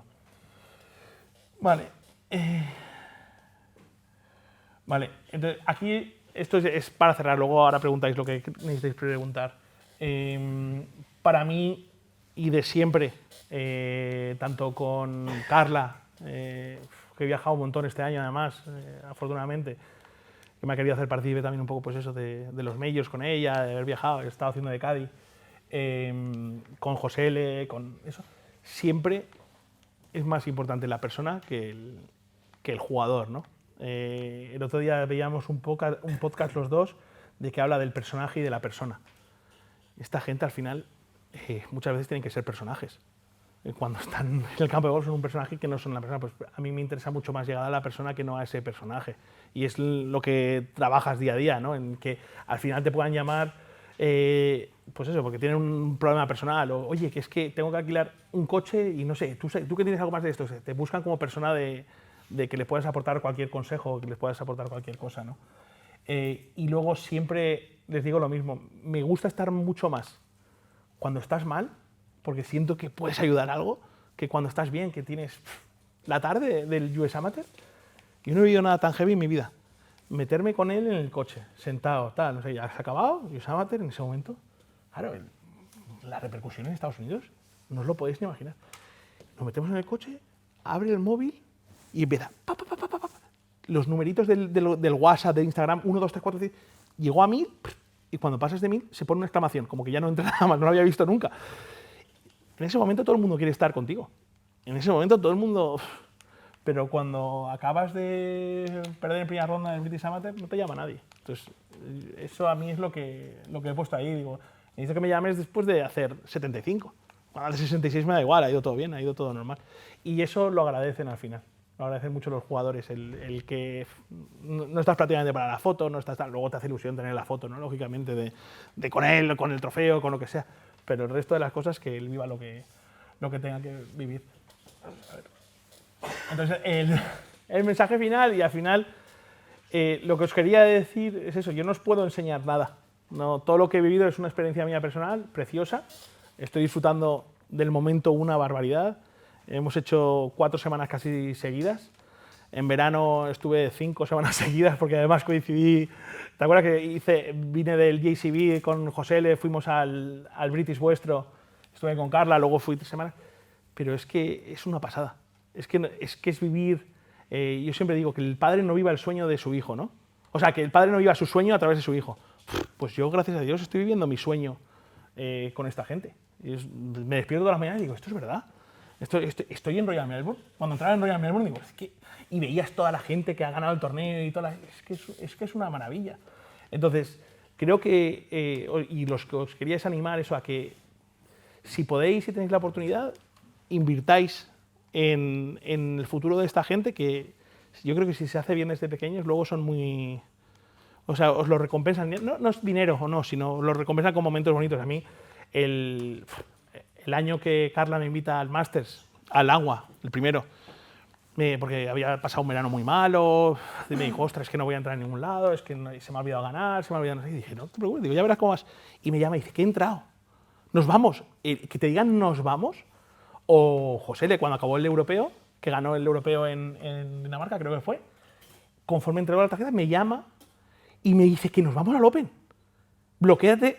Eso no tiene... No, vamos, se me pone la piel de gallina casi. No, es que no tiene precio de nada. Es porque al final has intentado dar un montón a lo largo de tu vida, de estar con ellos y de explicarles las cosas y de mentorizarles, ¿no?, en parte, pero luego ellos te lo recompensan siempre. Entonces, digo, hay personas que caminen con esos jugadores, personas que no sepan de horario, porque sí que esto no tiene horario. Cuando alguien está mal, te llama a las 3 de la mañana de Estados Unidos.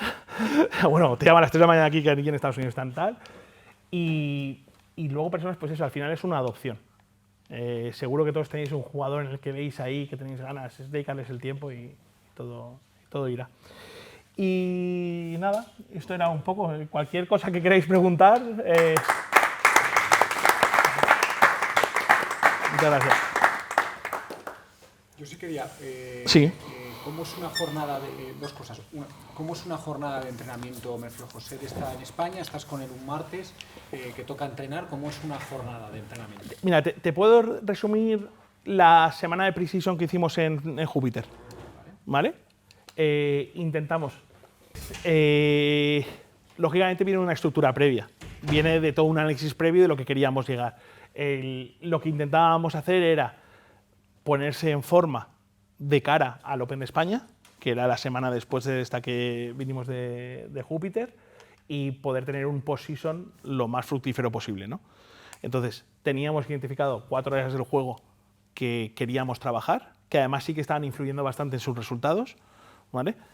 Y entonces estructuramos los días en días de competición, simulación de competición, para que él llegara con una rutina muy aprendida y que le sirviera luego para el torneo. Entonces hubo días de despertarnos a las 4:30 cuando no teníamos nada que hacer, para simular una jornada de entrenamiento temprana y salir a las 8 de la mañana. Entonces ir a las 4:30 al gimnasio, estar ya en el gimnasio con el preparador, tomar el desayuno. Contratamos además una dietista esa semana, que es una parte pues, fundamental también en los equipos. No lo he puesto antes, pero muchos de los jugadores tienen ahora ya nutricionistas y dietistas, pues para que le dijera un poco qué es lo que tenía que hacer. Hicimos un test de alergias alimentarias para saber qué es lo que le podía venir bien y qué le podía venir mal. Le hicieron un estudio completo del cuerpo la semana de antes. O sea, venía con mucho trabajo hecho y entonces planificamos todos los días así. Pero te puedo decir que es un día que empieza a las 4:30 de la mañana y acaba en torno a las 5 de la tarde. O sea, y preparáis, vale, esto tal, y preparas se prepara la temporada con la chica esta, con la amateur. Sí. Llega el Amway, para ellas es el... Te cambia todo. La temporada se prepara con el Amway como centro o no, con el agua como centro. Con Carla yo he hecho mucho trabajo de muchas cosas, pero nunca le he planificado al detalle todo lo que hacía. Carla es más un alma libre, ¿no? Y además cuando está en Estados Unidos pues tiene que adecuarse a los horarios de la universidad y tiene que adecuarse un poco a todo. Pero sí que te puedo decir eso, que José para cada torneo se planifica de una manera. Había unos puntos clave que quería solucionar y que yo creo que además lo ha hecho súper bien. Lo ha solucionado con nota todo lo que se quería solucionar, y que el entrenamiento, pues eso, como decía, tienes parte física, parte de recuperación, porque por las noches siempre o se hace sauna, o se hace cold plunge, o se hace masaje, o lo que sea, pues para que el cuerpo siempre esté lo mejor posible. Y luego teníamos entrenamiento de campo, entrenamiento de competición en campo, de simulación de competición, y luego trabajo de campo de prácticas, trabajo de zona de approach y trabajo de pad. Y cada uno partido por eso. Trabajo por la zona de test, por la zona de field, por la zona de... O sea, cada área, una estructura. Una estructura, por supuesto. Oye, Alberto, y para el tema estadístico, que obviamente es fundamental a la recopilación de Sí. datos para luego analizarlos y poder planificar, ¿qué herramientas o qué apps recomiendas? ¿Cuáles? Obviamente ver. tú tienes acceso a las estadísticas de los diferentes circuitos, pero Sí. cuando tienes que completar o complementar, ¿qué es lo que, A ver, la que yo, recomiendas? en mi caso particular, dentro del friquismo, me hace gracia, porque es que es verdad. Decidí empezar con un software nuevo que también me ayuda mucho en todo lo que estoy haciendo ahora, al final, que es Inbounds. Entonces, con Inbounds yo trabajo mucho lo que es la planificación del jugador para que yo la visualice de una manera correcta y trabajo en estadísticas que a mí me ha gustado siempre tener, ¿no? Pero sí que es verdad que con las estadísticas que tienes del Leaf o las que ofrece el PGA Tour o las que pueden ofrecer cualquier otra app, o sea, está AppGame, está Decade, a mucha gente que le puede gustar, está, ¿cómo se llama? Está Squares, que me gusta también. La de Molinari es buenísima. Yo, de hecho, probablemente el año que viene también la incorporemos para tener más datos. Y al final es eso, es buscar una app que te dé lo que tú estás buscando. Si tú estás buscando o consideras que es muy importante saber unas estadísticas de PAL concretas, busca la que te dé a todo eso. Y no hay ningún problema en combinar. A ver, lógicamente cada una cuesta dinero y hay que eso, pero yo creo que cuanto más se tenga de información para nosotros. Luego a ellos lo que he dicho, reducir el ruido. Pero ya te digo, yo utilizo Inbounds, utilizo las del Leaf o las que nos da el European Tour. Luego me gusta una cosa que has dicho antes de entrar, te gusta hacerlas con ellos, las estadísticas. Sí, es un momento en el que realmente ves lo que está sintiendo el jugador. Porque como estás repasando la vuelta golpe a golpe, te dicen, pega un mangazo a la izquierda, es que tú sabes lo que pasó, y te cuentan un poco de ese golpe. Entonces aprendes esa conversación con el jugador, es que es básica. O a lo mejor hay una estadística que no es tan importante, porque te dicen, no, es que esa approach se me quedó en huevo frito. O sea, tuve una sacada de bunker, justo se quedó en huevo frito y tengo 0 de 1. Pues esa intento marcarla para que no me influya luego en las estadísticas, es que se la ha quedado en huevo frito. Entonces, es un momento de intimidad con el jugador donde él te reporta un poco toda la vuelta. Es lo que, no sé qué se lo decía antes aquí, la primera clase semanal probablemente, bueno, creo que tú lo haces también y a lo mejor lo he aprendido de ti, seguro, es en la cafetería. Y es donde pones las cosas en común, cómo vamos a trabajar esta semana, cómo lo vamos a hacer y de ahí vas hacia adelante. Entonces eso yo creo que es un momento íntimo con el jugador y que sirve mucho. Lógicamente si tienes 25 jugadores, pues les pides que la hagan y luego ya dedicas todo el tiempo, ¿no? a estudiarlas, pero yo creo que es básico. Cuando te sientas con un jugador a hacer objetivos anuales, o sea, ahora con José los objetivos de... Bueno, vamos, José es que ya es una estrella, pero si te sientases con un chico de 18 años, ¿con quién los hablas? ¿Con el niño? ¿Con su padre? No, el equipo. O sea, al final, Gonzalo lo ha dicho muy bien, en las federaciones, en los clubes muchas veces ya hay un preparador físico, ya hay un preparador mental, ya tienes un entrenador de swing, un entrenador de pad, gente especializada. Entonces, los objetivos de la temporada hay que hacerlos con todo el mundo. Yo creo que cuando hablas de objetivos, es muy importante que puedas establecer objetivos controlables por ti y objetivos que no son controlables, ¿no? Esto es una cosa que nos ha enseñado a todo el mundo desde pequeño. Yo puedo controlar llevar el agua. Creo que esto me lo dijo Jesús, que está por ahí detrás, en una concentración de la Valenciana, y lo aprendí y dice, estabais dando una charla, decías, hay cosas que podemos controlar todos. Y le decían, ¿puedo controlar beber cada 3 hoyos? Y decían otros niños, sí. Vale. ¿Puedo controlar que un pad me haga corbata? No. Vale. Pues ¿cómo vamos a centrarnos solo en el pad que me ha hecho la corbata, ¿no? Entonces, puedes establecer objetivos anuales que sean controlables por ellos. Quiero hacer este año, vale, ¿cómo de importante es en tu entrenamiento la preparación física? Oye, pues un 20% de mi juego total es la preparación física, vale. Pues le vamos a dedicar el 20% de tu tiempo. Si tú vas haciendo un tracking a lo largo de todo el año del tiempo que dedicas a cada área, y si tú has dedicado al final el 20%, es un objetivo perfectamente medible.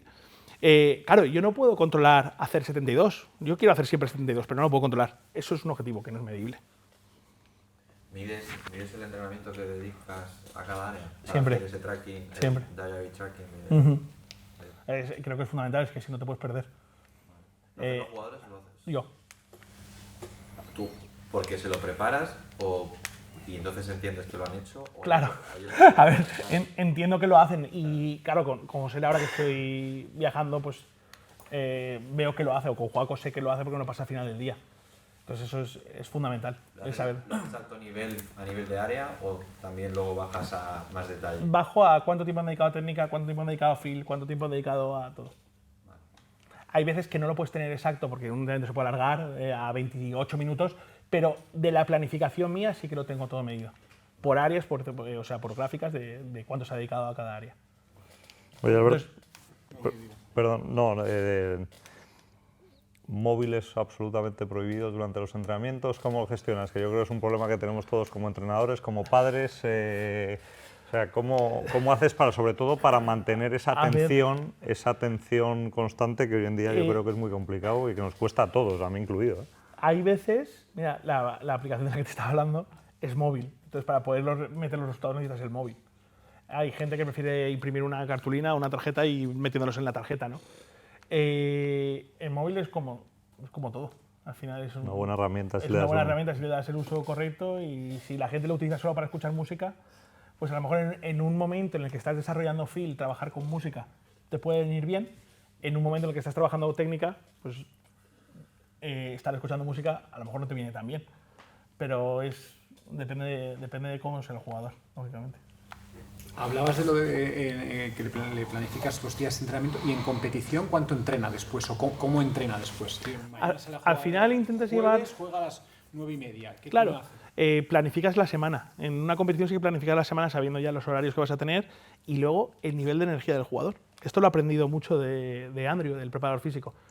Dice, y un jugador, y viene un poco por las expectativas que decíamos antes también, y un jugador que me llega por la mañana, que ha dormido mal, por lo que sea, porque le sentó mal la noche de antes, fatal, no puedes tener un nivel de exigencia alto. Y al final estás buscando un performance que sea más global que no de un momento en concreto. Entonces, si ese día tienes que variar de repente y hacer una sesión que en vez de que sea físico y activación, sea solo activación, pues haces solo activación. Pero sí que en el LIF estaba, hasta ahora que han metido los 72 hoyos, muy medido lo que hacías. El jueves jugabas Pro-Am, sabías que eran 9 hoyos de Pro-Am, el miércoles 9 hoyos, el martes 9 hoyos, el lunes llegabas. Entonces, sabiendo siempre la misma semana, es muy fácil organizarte, sabes lo que le va gustando a los jugadores. Los horarios eran todos parecidos. Y los sabes con antelación. Estas semanas para José Le yo sé que eran muy importantes, porque era salir de la zona de confort. Los últimos torneos del LIV ya le habían ido más o menos bien. En Chicago salió a playoff, en Londres quedó séptimo. Y él venía y dice, ostras, es que voy a jugar torneos con corte, quiero hacerlo bien. Son 3, casi 4, contando Hong Kong, semanas seguidas. Oye, estoy con ganas de estar. Y ha sido un test pues, para ir metiendo rutinas nuevas, incorporar los masajes cuando tenías que incorporar el masaje, o bueno, el soltar físicamente. Jugar programas de 18 hoyos, que no estás acostumbrado a jugar programas de 18 hoyos, proban por la noche, que nos tocó jugar en Riyadh el día antes, o sea, que al final es adaptarte un poco a la semana de competición que tienes, pero siempre con sentido común. O sea, si la clave de todo esto yo creo que al final es el sentido común, de ver lo que necesita el jugador esa semana. Y en Royal Melbourne me senté con Juaco el lunes. Él ya había jugado el campo, lo conocía, y me dice, esta semana en zona de approach me gustaría hacer ejercicios para esto en concreto. Era mucho pato híbrido desde fuera del green, es tipo links, no hay RAF, y dice, entonces no vamos, aunque en la zona de approach tenga RAF, pues no vas a practicar tanto RAF, vas a coger más sensaciones desde todo eso. Estuvo practicando mucho con el híbrido, José estuvo practicando mucho con el pad desde fuera de green, o sea, vas adaptándote un poco a lo que tengas. En Riyadh el RAF estaba infernal, era una barbaridad de RAF, como estaba de duro, entonces todo estaba enfocado a la zona de approach, por ejemplo, a eso. ¿Vale? En Royal Melbourne hubo que hacer mucho pace putting, porque los greens eran tan grandes y tan movidos pues, que tenías que estar muy bien de control de fuerza. Pues todos los tests y todos los drills están enfocados a hacer más eso. ¿Vale? ¿Preguntas a alguien? Cuando quieres trabajar una debilidad, por ejemplo, de un jugador y le marcas los drills, tienes las estadísticas y no las mejoras, ¿cómo lo gestionas? Es que puede pasar. A ver, yo siempre, te voy a poner un ejemplo muy claro de Pat, ¿vale? Porque trabajo muy directamente con Eric. imagínate que, te digo eso, yo veo que en pads de 3 a 5 pies el índice es más bajo de lo que se considera normal. Yo hablo con Eric y lo primero que hace él es ver cómo está en el momento de técnica. Yo me explico, oye, es que técnicamente estamos trabajando esto, esto y esto, queremos que la bola salga, o sea, os estaba apuntando medio grado a la derecha, por ponerte un ejemplo. Entonces, buscas la parte de técnica, la parte de tal. Y luego hay que entender que es todo un proceso. Muchas veces estás labrando todavía para poder plantar luego y para poder cosechar a los 6-7 meses. O sea, no buscas que esa estadística mejore en el No. Vale, mira, te voy a comentar una cosa que considero importante y que además con Alex he hablado muchas veces. Los objetivos que le pongamos a los jugadores, y aquí viene un poco el stroke gain, ¿no? Que mucha gente habla del stroke gain, de las aplicaciones que hablan del stroke gain. En el mundo amateur, por ejemplo, a mí me encanta el stroke gain si tengo los datos de todo el field. Si no tengo los datos de todo el field que están jugando el campo a mi velocidad de greens y a todo eso, a mí personalmente no me sirve mucho.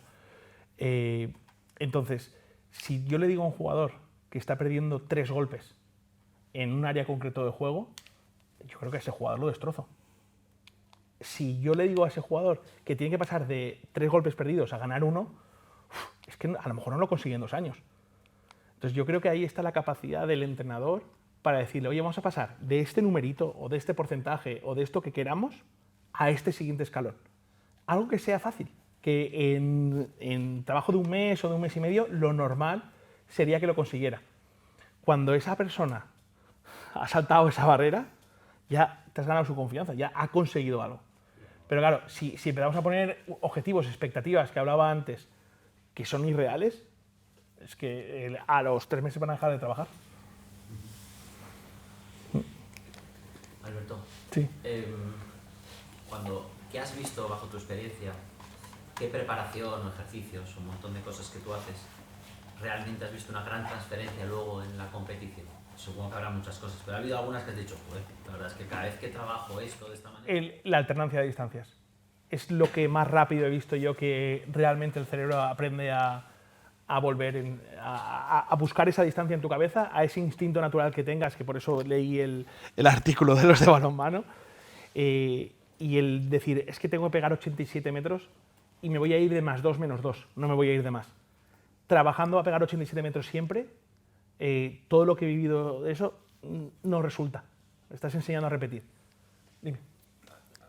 Un poco a colación de lo que dice Alejandro, te voy a hacer una pregunta. Sí. No sé si tienes una opinión al respecto. A ver. Cuando trabajamos las distancias por los wedges, se habla mucho del Matrix, no sé si Sí, por supuesto, sí.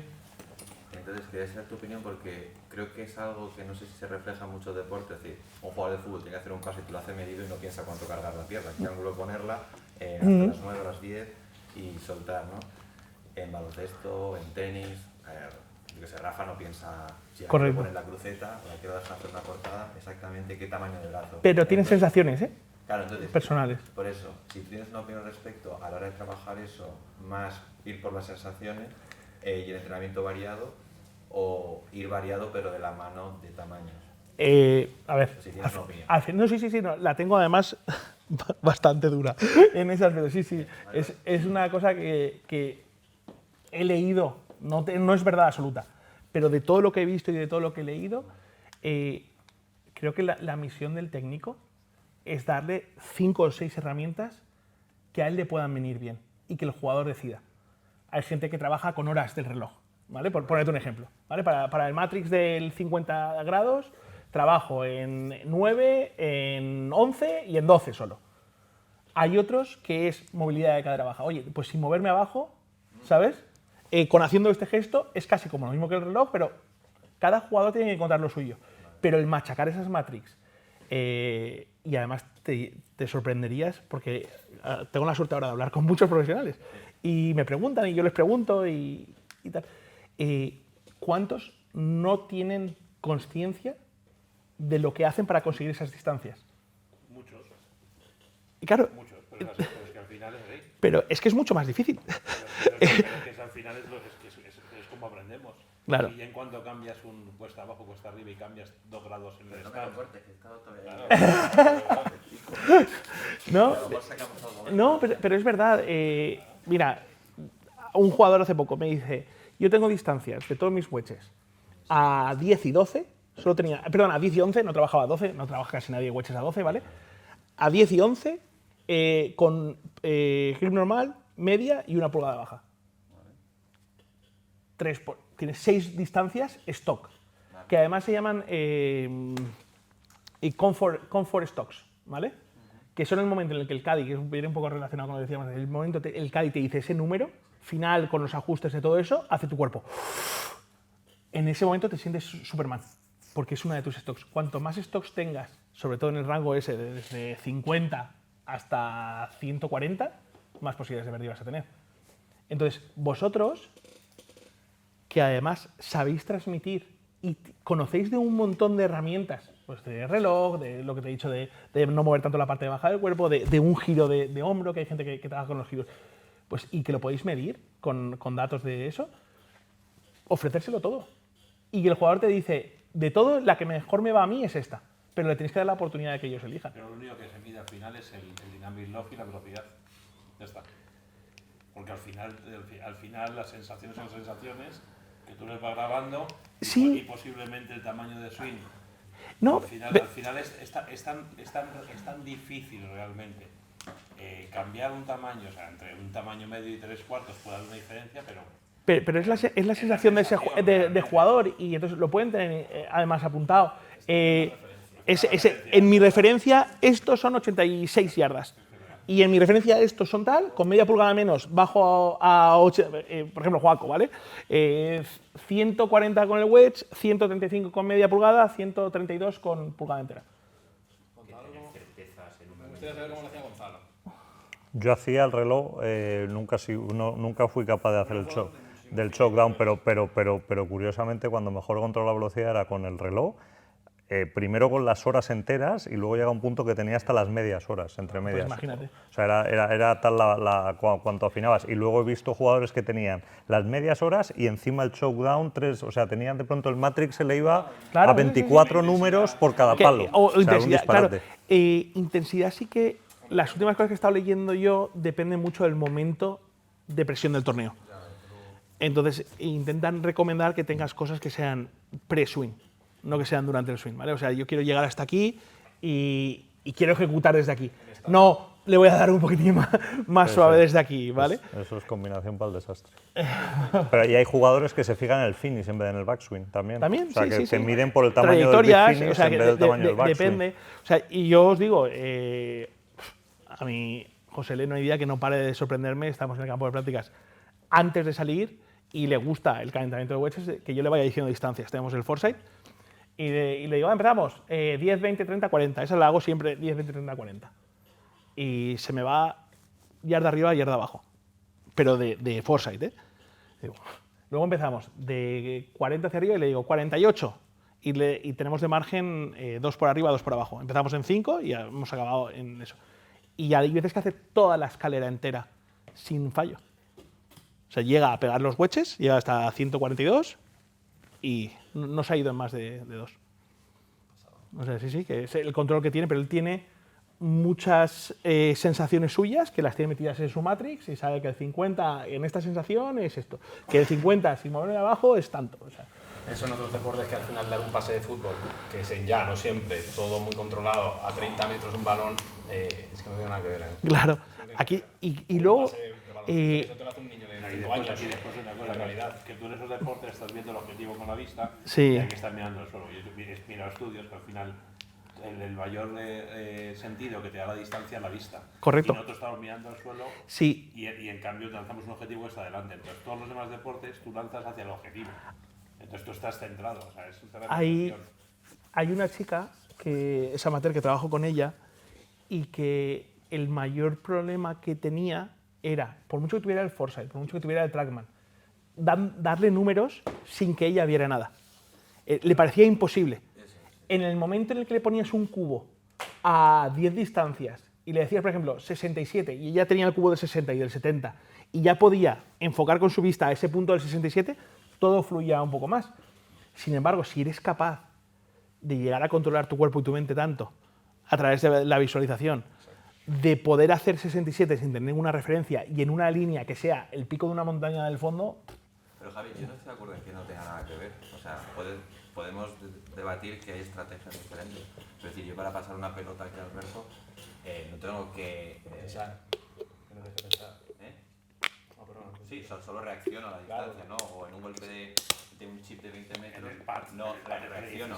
No tengo que pensar con 20 metros, tengo que subir. O sea, yo creo que tenemos la suerte de poder aplicar la estrategia en reloj, que ayuda a mucha gente, pero tanto como decir que no tiene nada que ver. Es decir, tú reaccionas muchas veces al punto de bote en ciertas distancias, cerca, cuando lo tienes cerca, y no tienes que estar pensando tanto en el tamaño, sino que tienes más el feeling de lo que vas a hacer para botarla ahí. No, me refiero que tú pasar una pelota a un lugar que está a 20 metros, pelota además muy grande, a tirar una pelota de golf a 73 metros, la precisión que además requiere, que no tiene nada que ver.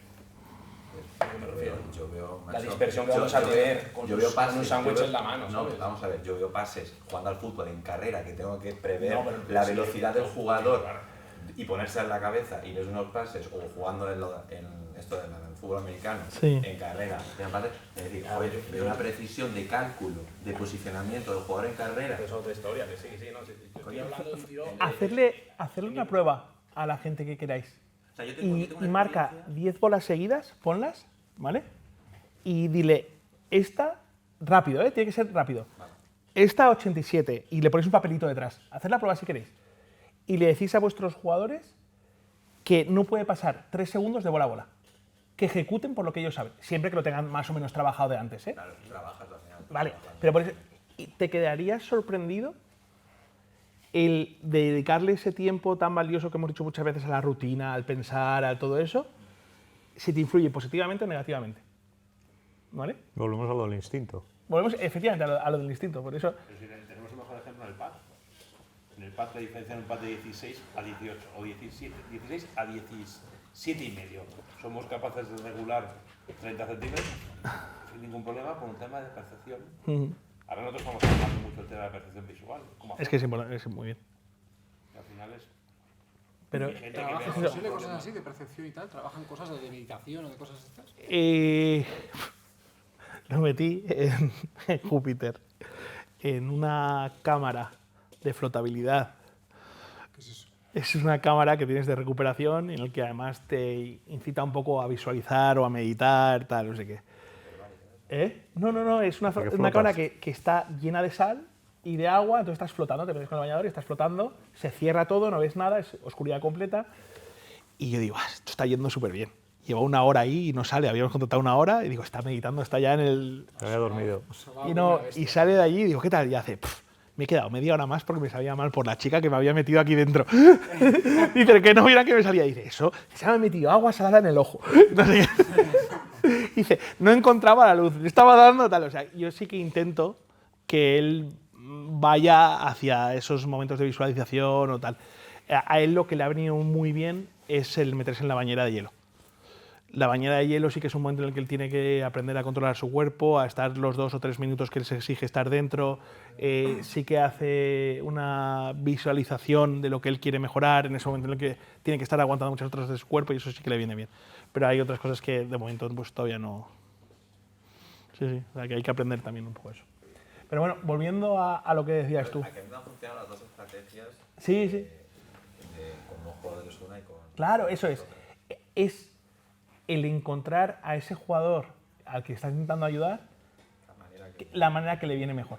Pero sobre todo ofrecerle todas las cosas, no solo cerrarse en esto es lo que te va a venir bien. No, te puede venir bien esto, te puede venir bien aquello. ¿Vale? Hay diferentes métodos. Eso. ¿Qué te iba a decir?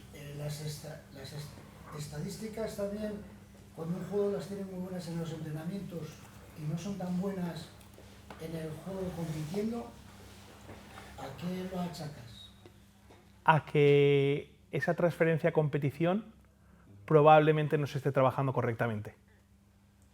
A lo mejor un jugador que te hace un reloj en el batting green y te está metiendo de 9 pies el 84% y luego llega a la competición y te está bajando a un 50%, a ver, en competición todo el mundo baja, ¿eh? Eso no, es así. Pero lo que tienes que estudiar es la diferencia de la medición en competición a la medición en el entrenamiento. Si es muy baja, es que el jugador en el entrenamiento no está llevando su su mente al estrés de competición, probablemente. Hay muchos jugadores que en entrenamiento se pegan a la bola de una manera y los resultados son muy buenos y su control de todo, pero luego en la competición realmente... Pues hay que trabajar en eso, en esa transferencia, lo que contábamos de los jugadores de la NBA. La presión que se autoimponían en el momento de entrenamiento era mayor a la que sentían luego eso, porque tenían una consecuencia que querían. Es aprender qué es lo que más estrés te puede suponer durante el entrenamiento. Los procesos, al final. Sí, no, bueno, y luego, lógicamente, ahí nos meteríamos en un montón de ayudas mentales, que tus rutinas sean iguales en competición que en días de entrenamiento, que hagas siempre lo mismo fuera de la bola que cuando estás dentro de la bola, y hay 100.000 cosas que el psicólogo deportivo le podría ayudar, lógicamente. La realidad es que la parte mental, la mayoría de las veces no la hacen igual que en competición. Ese es el problema. ¿Verdad? Sí, por eso hay que identificar, a ver... Identifica realmente son los tiempos, cuando vamos con ellos, ese pad lo va a fallar. ¿Por qué? Porque no es su rutina normal. O sea, ya has visto que es más larga, o que es más corta, o que ha mirado más veces, se ve antes. Mira, dentro de todos los drills que tengo y que hay veces que les hago, con Joaco en concreto, cuando estuve haciendo su pretemporada en Chile, él contaba y dijo, ¿me haces hacer unas cosas más raras? Me decía, pero confía en mí. Le dije, quiero que cuentes, el Cádiz estaba con él, 75 segundos y el Cádiz con el cronómetro 75 segundos. Entonces él cerraba los ojos y contaba y tenían que parar y tenía un margen. Una vez que hacía eso, tenía que hacer su rutina de competición.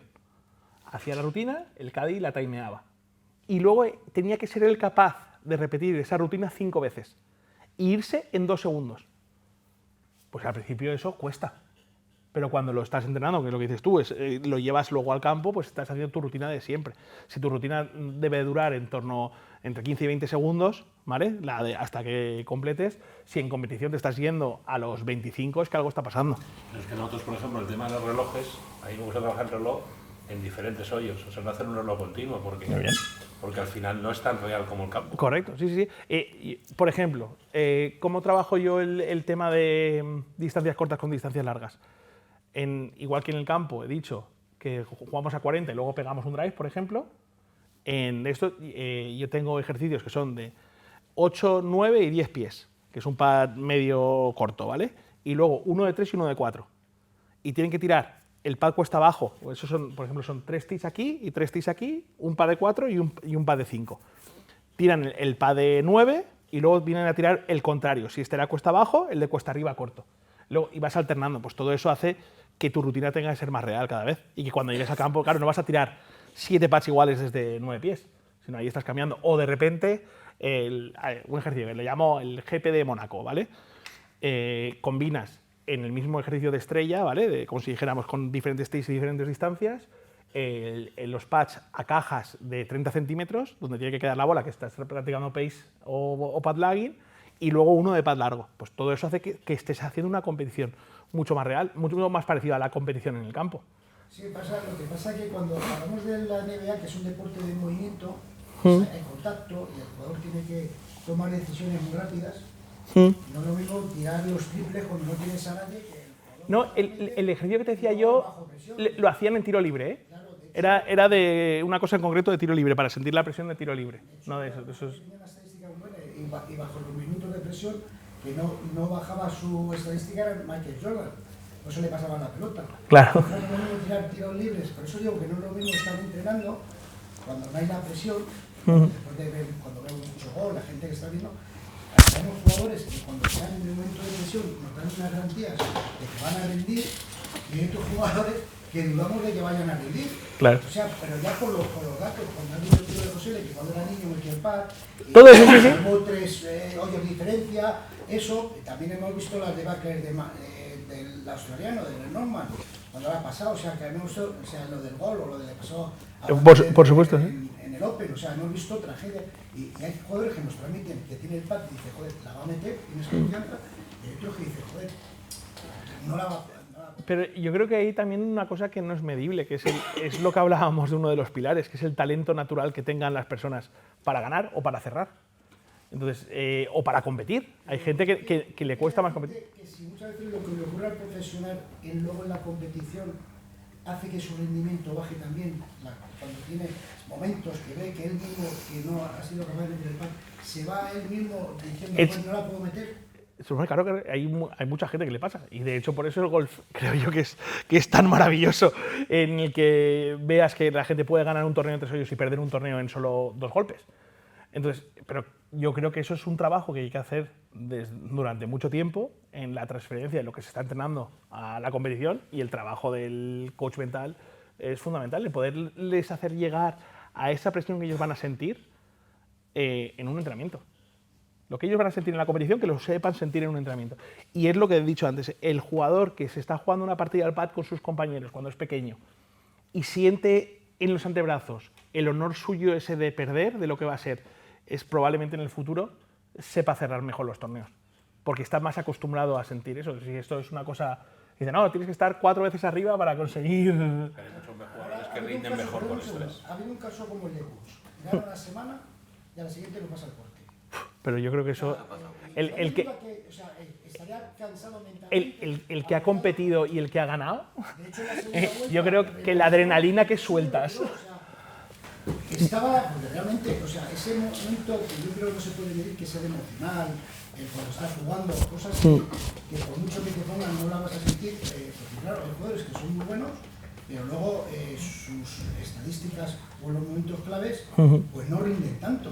Entonces, es un deporte muy complicado, o sea, entran muchos factores, no solo muchísimo. de números. No, eso está claro.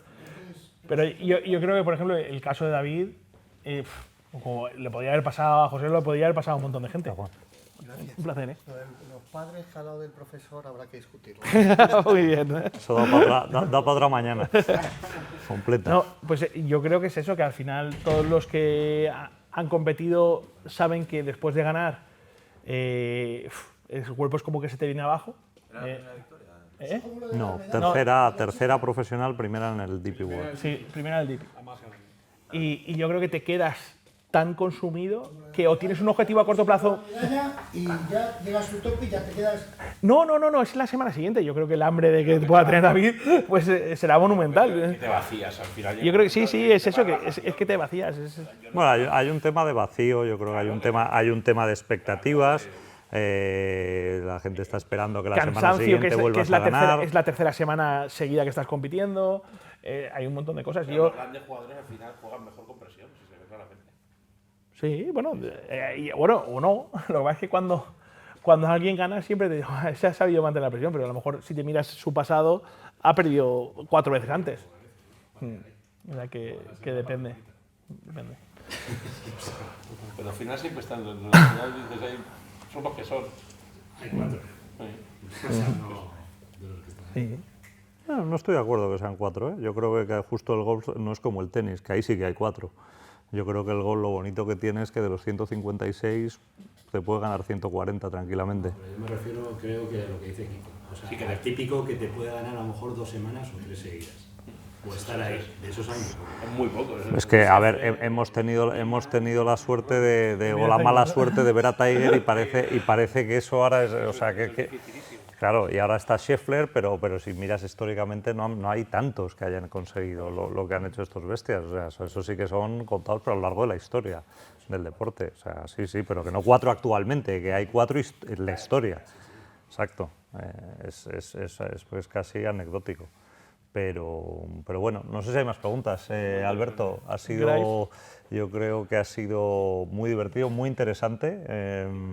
Y bueno, yo creo que te hablo en nombre de todos los profesionales de Madrid, te damos las gracias. Aquí estamos los más frikis también, o sea, los que hemos venido aquí también somos los más frikis. Todo lo que os he intentado decir desde la humildad absoluta, ¿vale? No, vamos, os respeto una barbaridad y os quiero a todos los profesionales. Siempre que he hablado con todos ellos, pues siempre aportan, pero vamos, muchísimo, y sois la clave de que todo pueda funcionar. O sea, que es eso. Si he dicho algo que pueda parecer algo así, no era mi intención ni mucho menos, pero eso, cualquier cosa que necesitéis y que tengáis preguntas, eso, dispuesto a hablar, y cualquier cosa que me queráis enseñar, pues dispuesto a aprender. ¿Vale? Gracias, Alberto. Gracias.